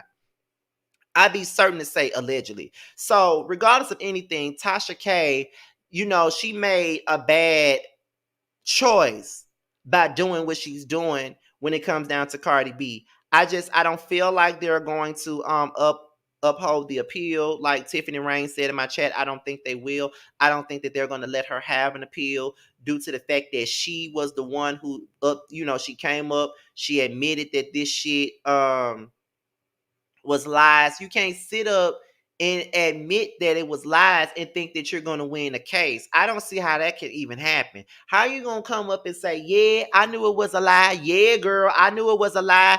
You're going to put your hand on the Bible. You're going to put your hand on the Bible up there on that stand and say, yeah, I knew it was a lie. Yeah, I knew it was a lie. But I want an appeal, though. I want to pay that $4 million, though, even though I knew it was a lie. And she's suing me for lying on her, but I don't think I need an appeal, though. I don't feel like I need to pay that money, though. No, that ain't the way it goes. If you gonna do the crime, you better pay for the time. And that's just the truth. You can't sit up here and lie on people, and then when people have a defamation suit out against your ass, you feel like you don't supposed to pay for the money. You don't want to pay the money. No, she gave you instructions on what to do. She told you, just take the videos down. If you would have just taken the videos down, we wouldn't be in this mess and we wouldn't constantly keep having this conversation. But I feel like Tasha K is the type of person that thinks that all press is good press, because even when she was trending on Twitter that time, due to this case, she thought it was the shit. Oh, we're trending, you guys. We're trending. We're trending, you guys. We're trending. She didn't give a fuck about nothing that was going on with that case. She just liked the fact that she was trending on Twitter. And it's not worth it. The trending, the Twitter trends and shit like that. Oh shit, the Twitter trends and shit like that. It's not fucking worth it. It ain't worth it at all. It's not. It's not worth it, period. I just feel like it's not. It's not worth it at all. Like just no. Mm-mm. I just be feeling like the shit ain't never worth it for you to be going through the shit that you going through, and then you wonder why you going through the shit. I don't know. I just feel like it's crazy for you to ever believe that you're gonna get away with lying on somebody. You can't get away with your lies all the time. It's just not that. It's just not that easy. You can't get away with your lies. You sit up there and you lied on that lady on the stand, and you said that you was lying, and you refused to take the videos down. It was just that simple. You could have just took the videos down and kept it moving. But no. And it doesn't matter if Cardi B has the money or not. She wants the money. And it is what it is. That's how I feel. I still like Tasha K. I still enjoy her content, but I gotta tell the truth. I'm not no biased motherfucker. Whether I like you or not, I gotta tell the truth. And Cardi B is doing what she needs to do to get her justice. And that's just that on that. Now, what we're about to do, what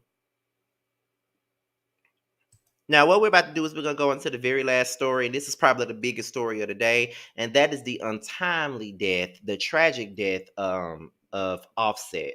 No, not Offset. I'm sorry. Oh, damn, Takeoff. Oh, I'm sorry.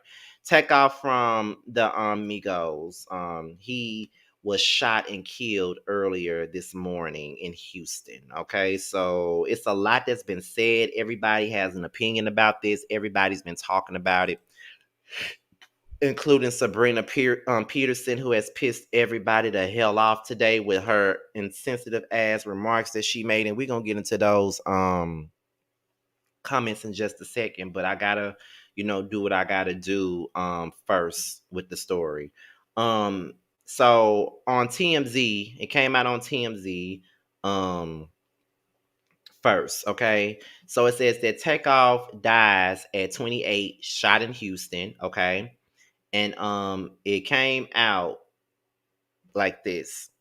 Takeoff, who was 1/3 of Migos, is dead after an early morning shootout in Houston. Law enforcement sources and multiple witnesses tell us that the fatal accident went down shortly after 2:30 a.m. and that's when cops got the call for a man shot at a bowling alley called 810 Billards in Bowling, Houston. We're told that Takeoff and Quavo were there playing dice when an altercation broke out, and that's when someone opened fire, shooting Takeoff either in the head or near his head. He was pronounced dead on the scene. TMZ Hip Hop has obtained footage from the scene. As you can see, Quavo in an orange shirt and others gathered around Takeoff. At first, they tried to move him, but then put him down, and Quavo yelled for someone to get help. Police tell us 2 other people were shot and were taken to the hospital in private vehicles. We don't know their conditions, and Quavo was not injured. Just a couple of hours before the shooting, Takeoff posted a pic of himself lighting up at the bowling alley. Quavo had posted a video several hours earlier as he drove around Houston with Jazz Prince, who was celebrating his birthday. We're told that Jazz was not with Quavo and Takeoff when the shooting happened. Takeoff, whose real name is I cannot pronounce it, but was the youngest member of Migos. Quavo was his uncle and Offset was his cousin. They came together as a group in 2008 in Georgia and became multi-platinum hit makers, dropping their first major hit Versace in 2013. They would hit #1 on Billboard in 2016 with Bad and Bougie. Most recently, Quavo and Takeoff had released the project as a duo, the duo Uncle and Few. They had just released their latest music video, Messy, on Monday. Takeoff was 28, RIP. So that was the original story on TMZ. Now then there was an update at 6:30 a.m. Pacific. In an emergency auto obtained by TMZ, you hear dispatchers discussing the incident, saying 5 shots were fired and revealing the initial caller who said they heard gunshots and people screaming.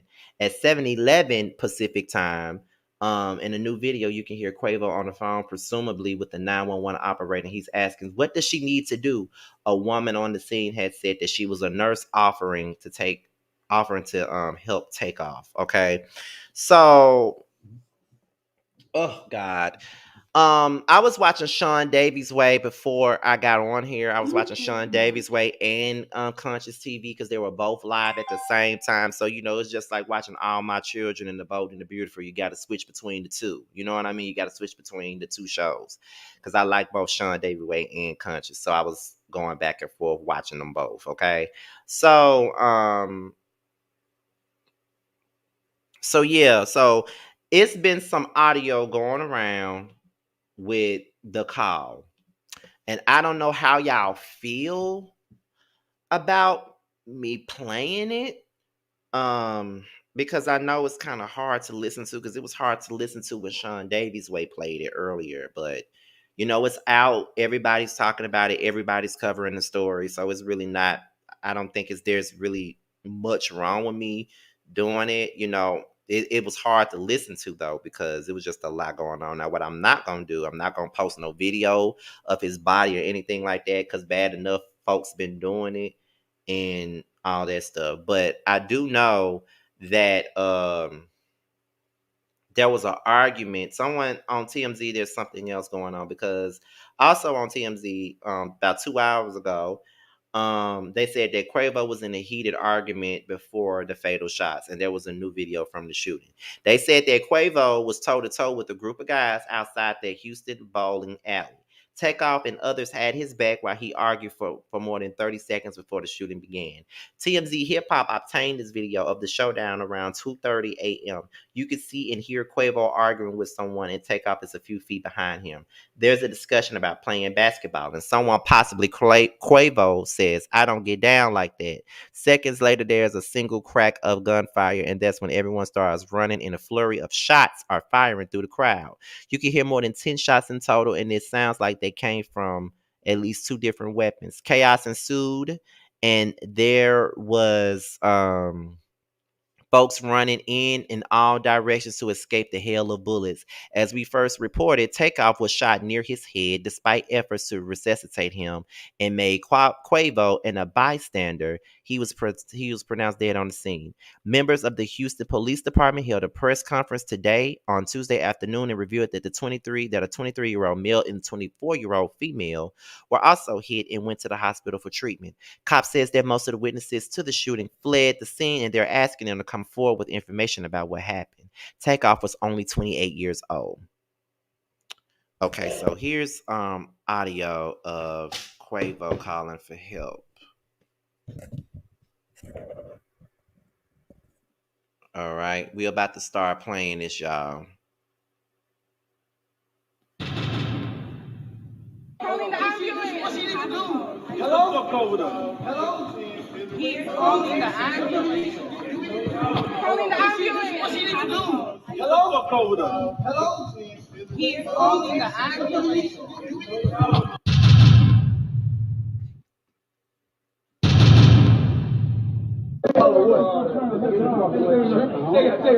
Hold on, look.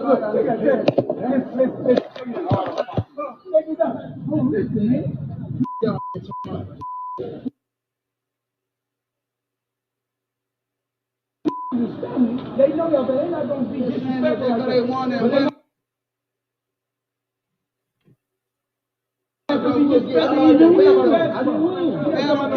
Basketball, bro. You just play basketball. You just saw me play basketball. Y'all niggas just in the gym. Don't play like that, bro. Hey, let go. I ain't finna sit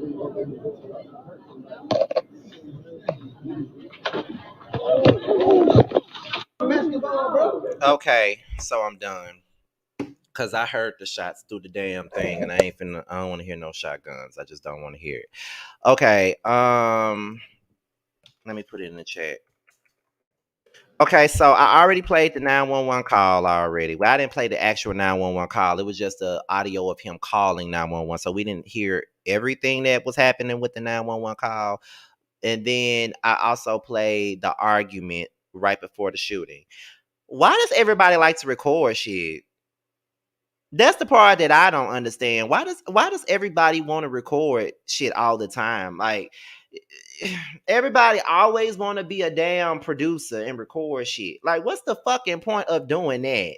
Cause it's y'all in a life threatening situation and the first thing y'all try to do is pull out y'all damn phone. Like it's crazy. It's crazy to me. Like why even do that? Like y'all want to go viral and shit for the wrong damn thing. Y'all want to go viral for the wrong thing. Like, why even do that? Like, why y'all recording shit? And then another thing too, another thing that was bothering me about this whole thing is that people were posting his body and him being, all that shit, like posting his body and shit after he done got shot up and stuff. And I'm glad I never saw those images because I don't want to see them. And I just felt like it was very disrespectful for anybody to even be putting it on Twitter and Instagram. Everybody always want to be the first to post something. Oh, I got the tea. I got the tea. Let me post it. Let me post it. Everything don't need to be posted. Not everything needs to be posted. Y'all don't give a shit about nothing. Everybody want to be viral. Everybody want to be seen. Everybody want to be a part or affiliated with something that ain't got a damn thing to do with them. And it's very unfortunate and it's fucking disgusting for y'all to be doing that. Like, don't you know that these folks got families too? You feel what I'm saying? Like, these people got families and y'all sitting up here recording shit that y'all ain't got no damn business recording. Let's stop it.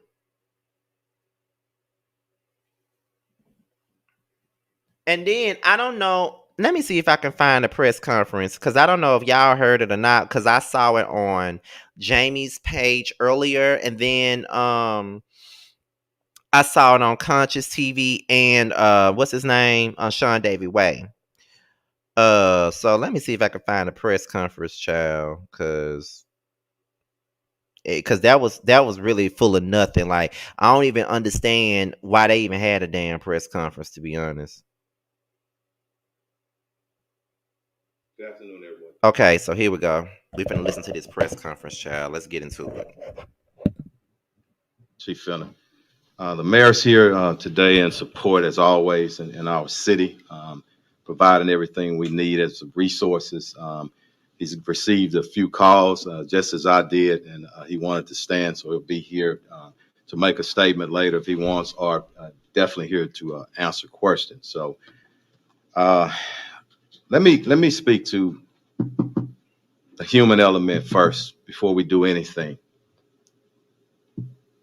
I spoke to this young man's mother just an hour ago. Flew in here from out of town. I want everybody to understand the pain, the suffering of a mother. Very tough. And I told her, as we stand with any victim of violence or any homicide victim, their family, we stand with them in this city, in this police department, and everybody that's standing behind me. I want to thank our homicide unit under the direction of Commander Spears for doing great work time and time again. I'm going to speak briefly, and I'm going to turn it over to the homicide investigator Arrington. After he speaks, I'm going to get Commander Garcia to come up and translate in Spanish, and he'll go over some of the investigative parts. But let me speak to this just right. We understand and we know it. This morning at about approximately 2:34 a.m., officers received a call of a shooting in progress. Officers arrived there shortly thereafter. The location is a downtown location, billiards bowling alley located at 1201 San Jacinto Street here in the downtown area. Once officers arrived, they came upon a male who was deceased. That male has been identified as Kersnick Ball, better known as Takeoff. He's a member of the Migos rap group out of Atlanta. And I want to pause again because sometimes the hip hop community gets a bad name.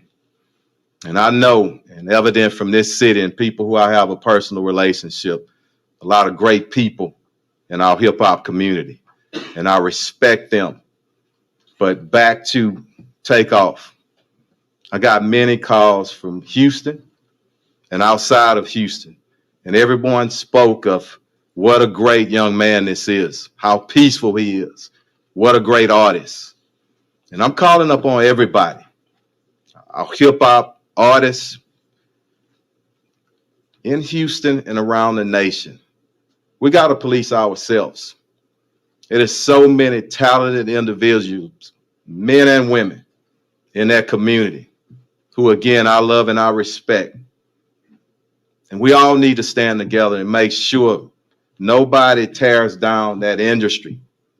And I'm calling to start here in Houston, here and possibly as early as next week. I want to meet with some of our artists and see how we can taper things down. Um, right now, I'm going to turn it over to the investigator, and we'll our commander translate, and the mayor is here for questions as well. But I want to pray for, ask that we all pray for his mother, his family, and all of his friends who are in deep pain and shock still right now. Uh, Thank you. Investigator, come on up. Thank you again, Chief, and thank you all for coming here. And good afternoon. I'm Sergeant Michael Arrington. I'm a sergeant with the Houston Police Department's Homicide Division.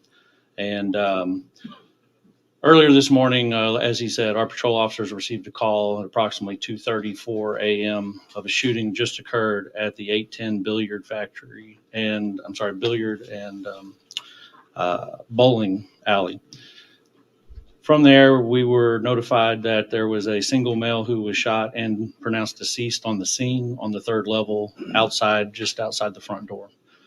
We were also informed that two other individuals had reported themselves by personal vehicle to local area hospitals on their own, both of them with non-life-threatening injuries, but a 23-year-old male and a 24-year-old female. Like I said, both of them are going to be okay. And we have spoken and gotten information from them to help us in this investigation.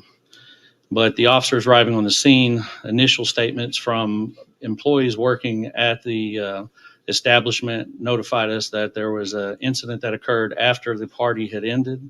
There was a private party that was booked out for the event. And then after that ended, there was a large group of people who gathered at the front door area just outside of the building. And it led to an argument where the shooting took place from the disagreement. A lot of the people that were there fled the scene and did not stick around to give a statement. So we're asking them to either call us at the Homicide Division at 713-308-3600. Or if they would like to remain anonymous, they can call Crime Stoppers at 713-222-TIPS. We're looking for any information at this time, any videos, any information.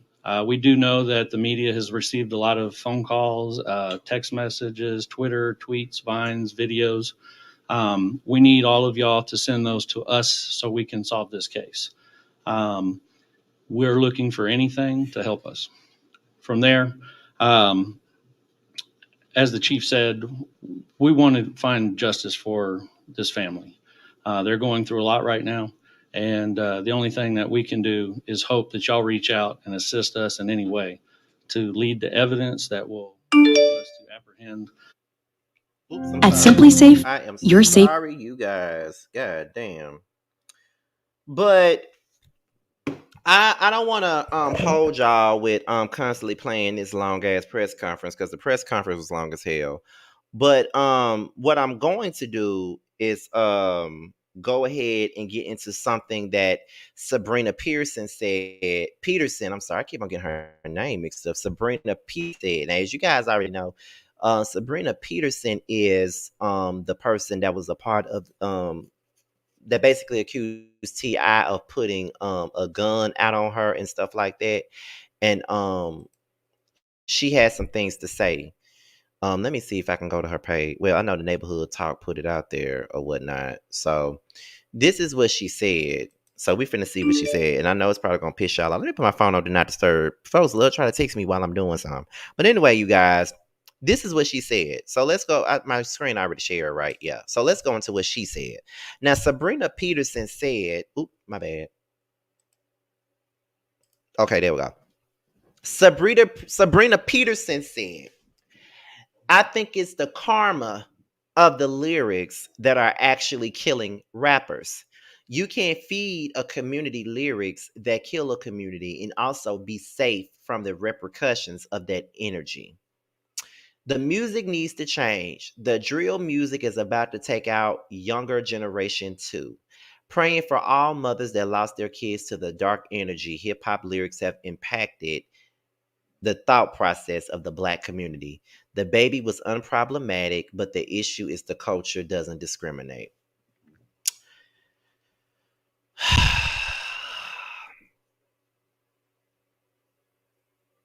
It's always somebody that wants to get on their high horse and act as if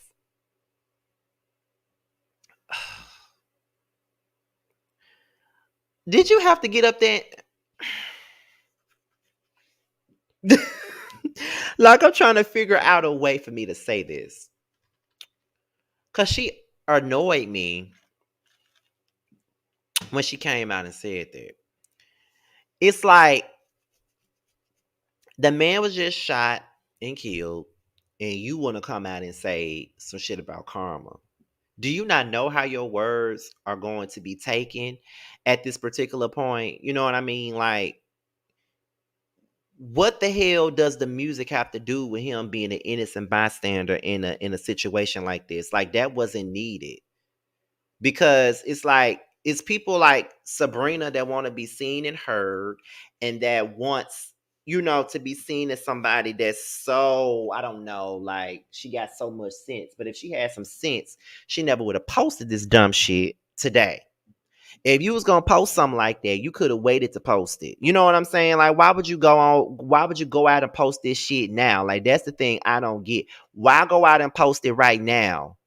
Like you got a whole lot of nerve, and on top of that, you have been accused of doing a lot of bullshit. Like, what about the shit you've done? Wouldn't it be karma for the shit that it would? Are like, are your past discretions? Is that a part of your karma too? Like you, like a man just literally just died, and you want to get your ass up here and say some stupid shit. And I get it; it's her social media, and she got every right to post whatever the fuck she wants to, whether it's dumb or not.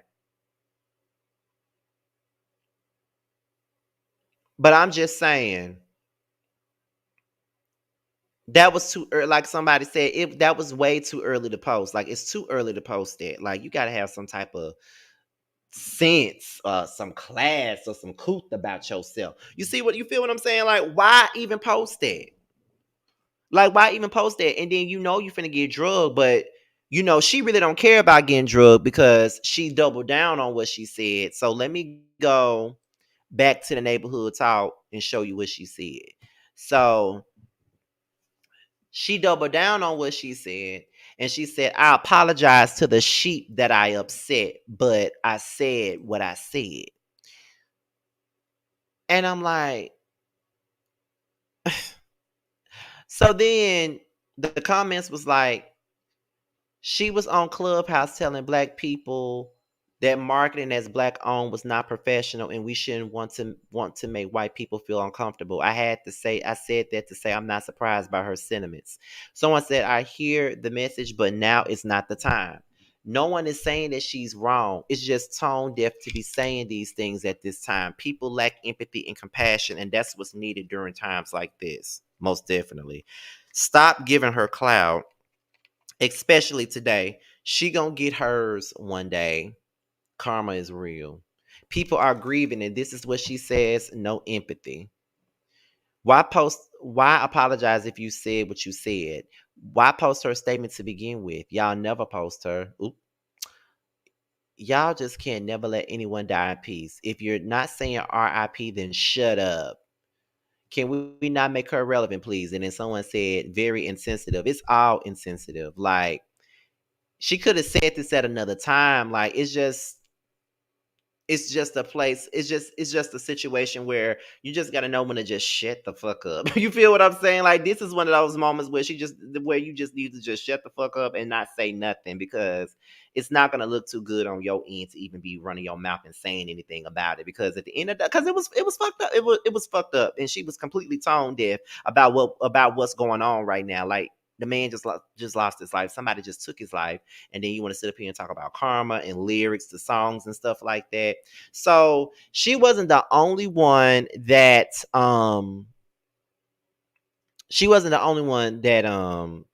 had something to say, because there was a lot of people in the industry that had some things to say. I'm about to play a rapper by the name of Designer. Had an emotional breakdown on Instagram Live, and let's see if y'all can hear it. Let me know if y'all can hear it, because I know how StreamYard is, child. So let me know if y'all can hear it, because if you can't hear it, I got to play it on my Bluetooth speaker.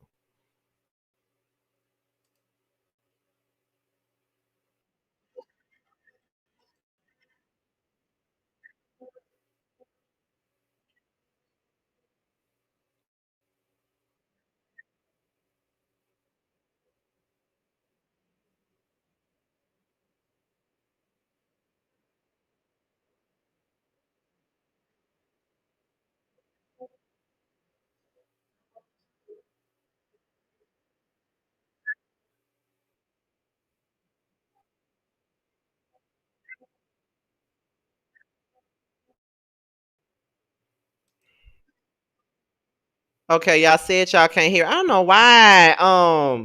StreamYard keep doing this stupid ass shit. 1 minute it do right, the next minute it don't. I don't get it. But girl, I'm finna play it on my Bluetooth speaker, you guys, because Designer was crying about it. He don't want to do rap no more because of this situation. So let me put this overlay back up here while I get ready to play it for y'all. Let me put this overlay back up here. Okay, so we're gonna go ahead and we're gonna get into what's his name? Designer. This is what Designer had to say on Instagram Live after he found out. I can't I can't call none of these niggas. Yo, the round. Yo, round.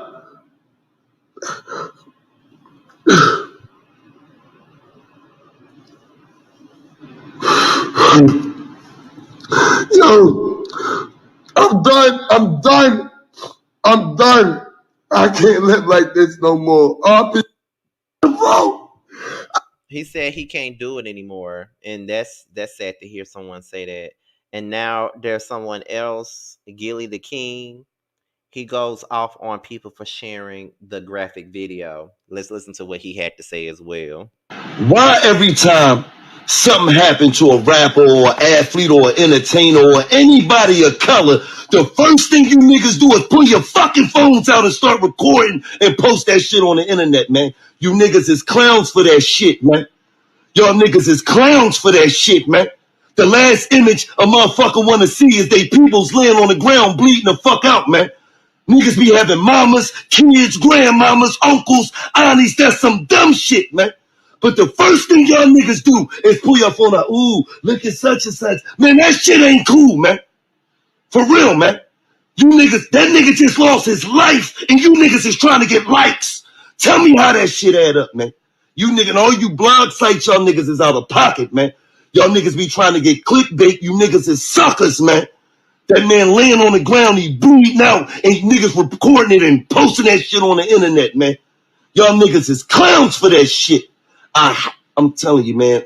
This the reason why I be hating niggas, man. I'm telling you, man. It just be us. I be hating niggas, man. Shout out to fucking Takeoff, man. Rest in peace, man. Shout out to his family, man. We send our condolences to y'all for $1 million worth of game, man. Shout out to QC. Shout out to P. Shout out to Coach, the Migos, everybody, man. Hold y'all head, man. But y'all niggas gotta stop that shit, man. That shit is not cool, man. and everything that Do you understand that none of You you understand? and everything that he said was facts. Everything that he said was a fact. Okay, so Lil Boosie came out and said a couple of words as well. So let's listen to what he said. R.I.P. Takeoff, bro. Shaking my head, man. Humble nigga. Bad ass music syndicate won't show QC, all the family. You sending some prayers and love for y'all niggas. All Takeoff family, Quavo, Offset, all y'all. Bad ass music syndicate won't, send their prayers out. You know, this rap shit whack, bro. I ain't lying. We targets now, bro. We used to be heroes, you know. This rap shit whack as fuck. This rap shit whack, bro. Everybody want us out of here, bro. R.I.P. Takeoff. Do you guys agree with what Lil Boosie's saying? Lil Boosie's point is he feels like rappers are now targets and people want rappers to be gone at this particular point. I know that a lot of us don't care for Lil Boosie because God knows I don't like him. But do y'all agree with what he's saying as far as the part about rappers being targeted? Do you guys find any truth in what he said with that?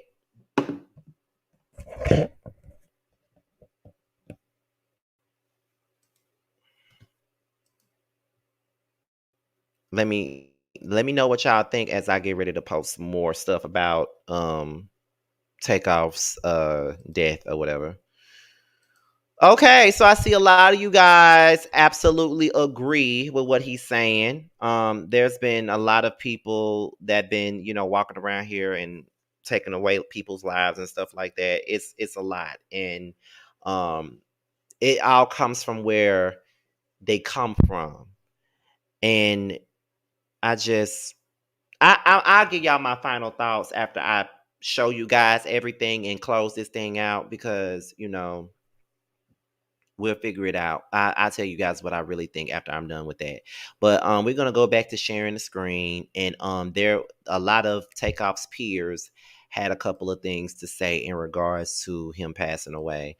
There was social media users. Someone was like, they took kill Takeoff, a dude who minds his business and don't say ish. Wow, I don't know what to say, but that's some unexpected ass ish. Okay. Someone said Takeoff doesn't bother none of you and you're still mad. Hate is real. Takeoff was for real the most chill and unproblematic rapper. Shakes my head. Sad as if. Okay. His own people did it to him. I guess someone sent a text message, and the text message said, so Quavo was shooting dice and he was getting his pockets broke off so bad the dude had an attitude and tried getting aggressive with the wrong mob ties, and not gonna drop no names. The dude got on him, and then somebody said they was with jumped up, and that's when everybody bunched up, and then shots started ringing out, but they was coming from somebody Migos was with, but he was shooting wild and hit Takeoff on accident, and the other dude started shooting back. I think he got hit again, but ultimately his own ends killed him, because when he got hit the first time, I saw his body drop. Quavo was plexed up over some small ish that really wasn't worth it. Takeoff was the coolest, quietest one in the room the whole time. And they said that was moments. The picture that they show is moments before it happened. Okay, that's a lot. Someone said exactly my point. Why Takeoff of all? This doesn't make any sense. I'm flabbergasted at the moment. My mind be playing tricks on me. He got accidentally shot by his own people in the shootout. Man, Takeoff getting killed breaks my heart because I know that him and Offset were probably not on talking terms for something so silly and not worth it. Now it can never be mended. And you know what? That was the first thing that I thought about because I know that the Migos ain't been together in quite some time now. And you know what I'm saying? I was like, God damn, you know what I'm saying? Like they haven't been working together, Takeoff and Quavo were doing a duet thing together and stuff like that. So it was kind of like, I was like, I wonder what's gonna happen with that. You know what I'm saying? Like, cause it's a lot. It's a lot to take in. And but my thing about it, like I said, I'm gonna wait till after this, cause after I show y'all everything, cause I really do have some words to say before we get up out here. Cause I do gotta go, cause I gotta go and film Young, Fresh, and New. I have two people to film with today. It's Tammy Talks and another person. Hold on one second. Okay, so at this particular point, the QC quality control, they spoke out on the death of Takeoff, and this is what they had to say. So let's get into it. So here we go. So quality control releases a statement about Takeoff. Okay, it is with broken hearts and deep sadness that we mourn the loss of our beloved brother, known to the world as Takeoff. Senseless violence and a stray bullet has taken another life from this world, and we are devastated. Please respect his family and friends as we all continue to process this monumental loss. Okay. That's a whole lot. So I'm gonna go ahead and give you guys my oh, I see Drake posted something. Hold on, Drake posted something. I got the best memories of all of us seeing the world together and bringing light to every city we touch. That's what I'll focus on for now. Rest easy, spaceman. Take.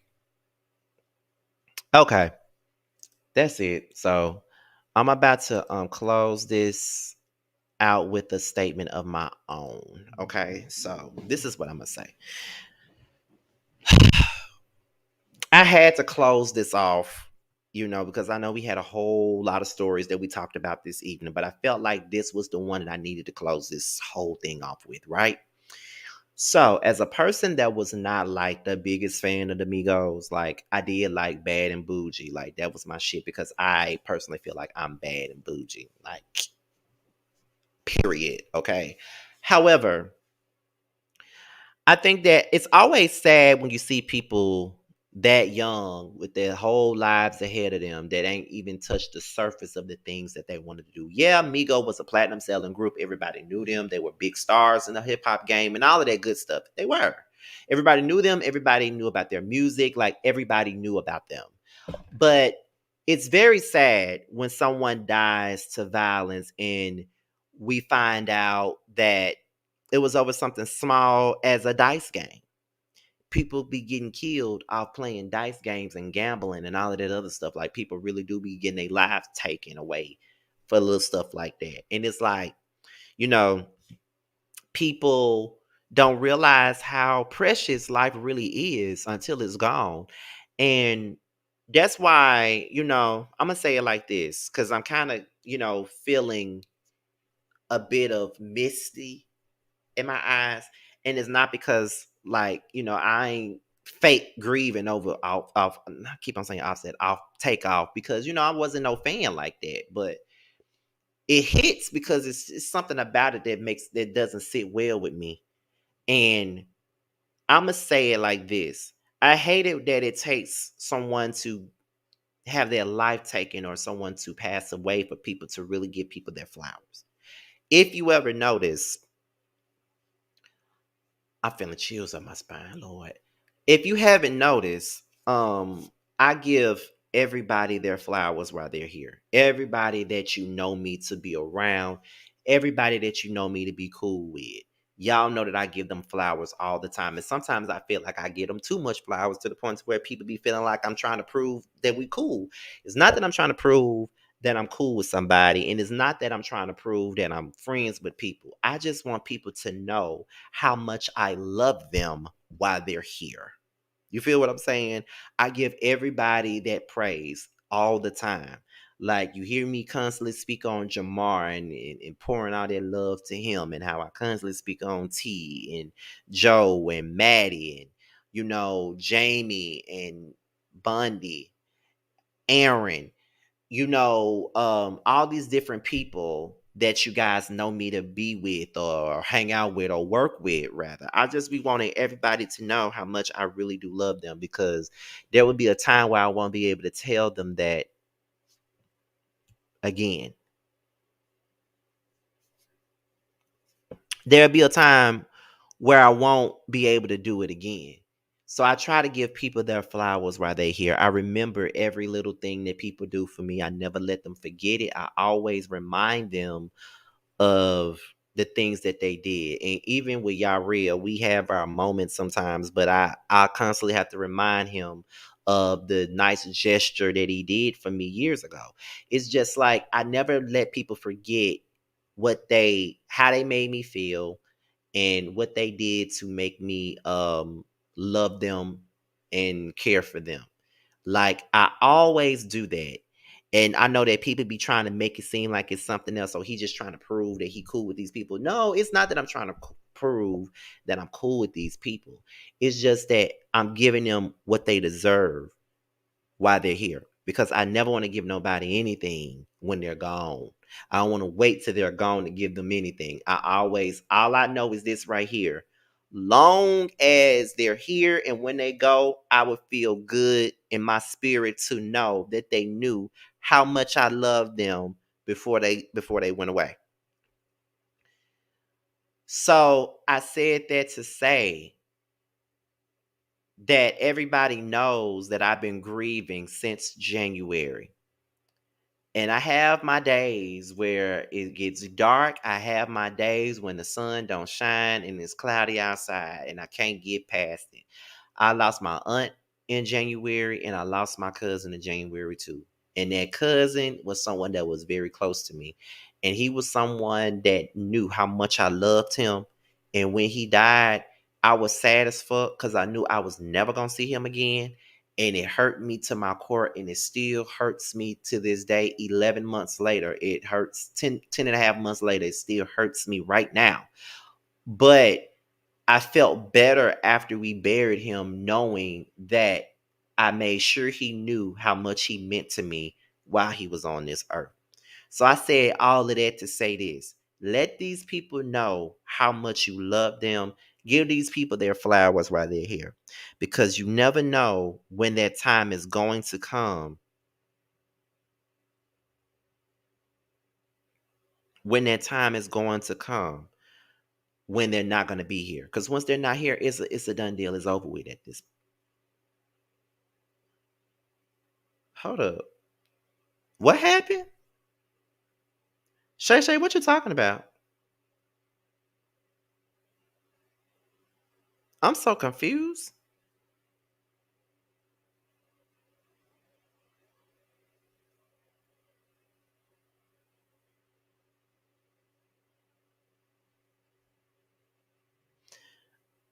Okay. I'm lost. But that's what I do. I try to maybe I don't know. Maybe she's I don't know. But that I lost my train of thought now. But yeah, like this entire year I've been grieving over my cousin. Like straight up, because I'm gonna tell y'all this before I go. My cousin had his youngest brother who was also my classmate, who was very close to me as well. It was four of them. It was three boys, one girl. The oldest brother passed away when we were like 15, and then that was it. And he was still grieving over his oldest brother. And even and it still hurt him when when his anniversary of his death comes around. But now he's lost his other brother. And I knew that when he lost him, I had to be there for him, because not only that, he no longer has a brother. Both of his big brothers are gone, and all he got is his older sister. That's all he has now. He lost two siblings. He no longer has a brother. And I know that I'm the closest thing he has to a brother.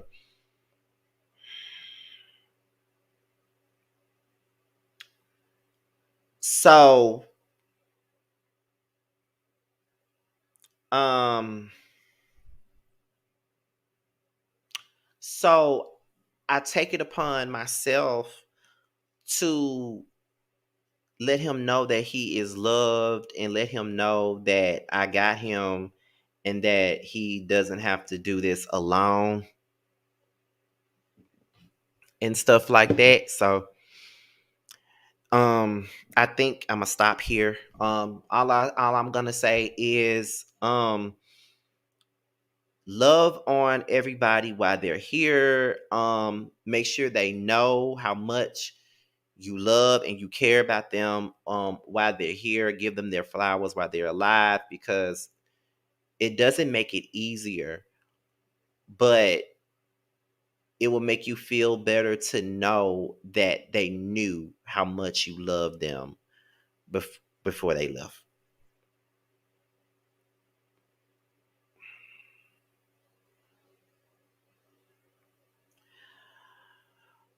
Okay, I think I'm about to end this now, because now I'm feeling myself. Yeah, I think I'm gonna end this. But I'm sorry, y'all. I didn't mean to make this a depressing ending. I just wanted to give y'all a word before I left, and now yeah, yeah. So I think I'm finna get off of here. Yeah, I think I'm finna get off of here now. So I want to thank you guys for tuning in. Um, I want to thank you guys for watching, and I really appreciate you guys. I don't think y'all know that. I definitely love you guys. I thank you guys for everything that you do, everything that you pour into me, even when I'm not in the best of places. Y'all really, y'all really are there, and I really appreciate it. So, with that being said, I'm out of here. This be your boy Scotty. Be sure to like, rate, comment, and subscribe to my channel. Um, be sure to click on that notification bell so you can be notified whenever video drops. And also, if you want to follow me on any form of social media, my Twitter, my IG, and my TikTok is down below. So y'all, I gotta go.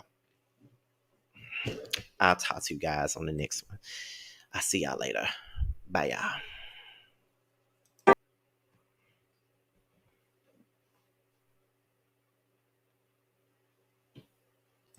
What's up, guys? It's your boy Tremel. I just wanted to say that I have a new project that's out. It's called Mixed Feelings. It's on all streaming platforms.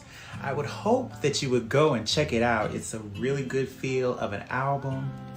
It's got everything you need and more. It's got R&B, it's got a little bit of pop, it's got a little bit of hip hop. It's everything that you need and more. It's out all streaming platforms, like I said. Please check me out, and you can also follow me at IAM_Tremel. That's IAM_TRAMEL. Check me out. I hope to hear from you.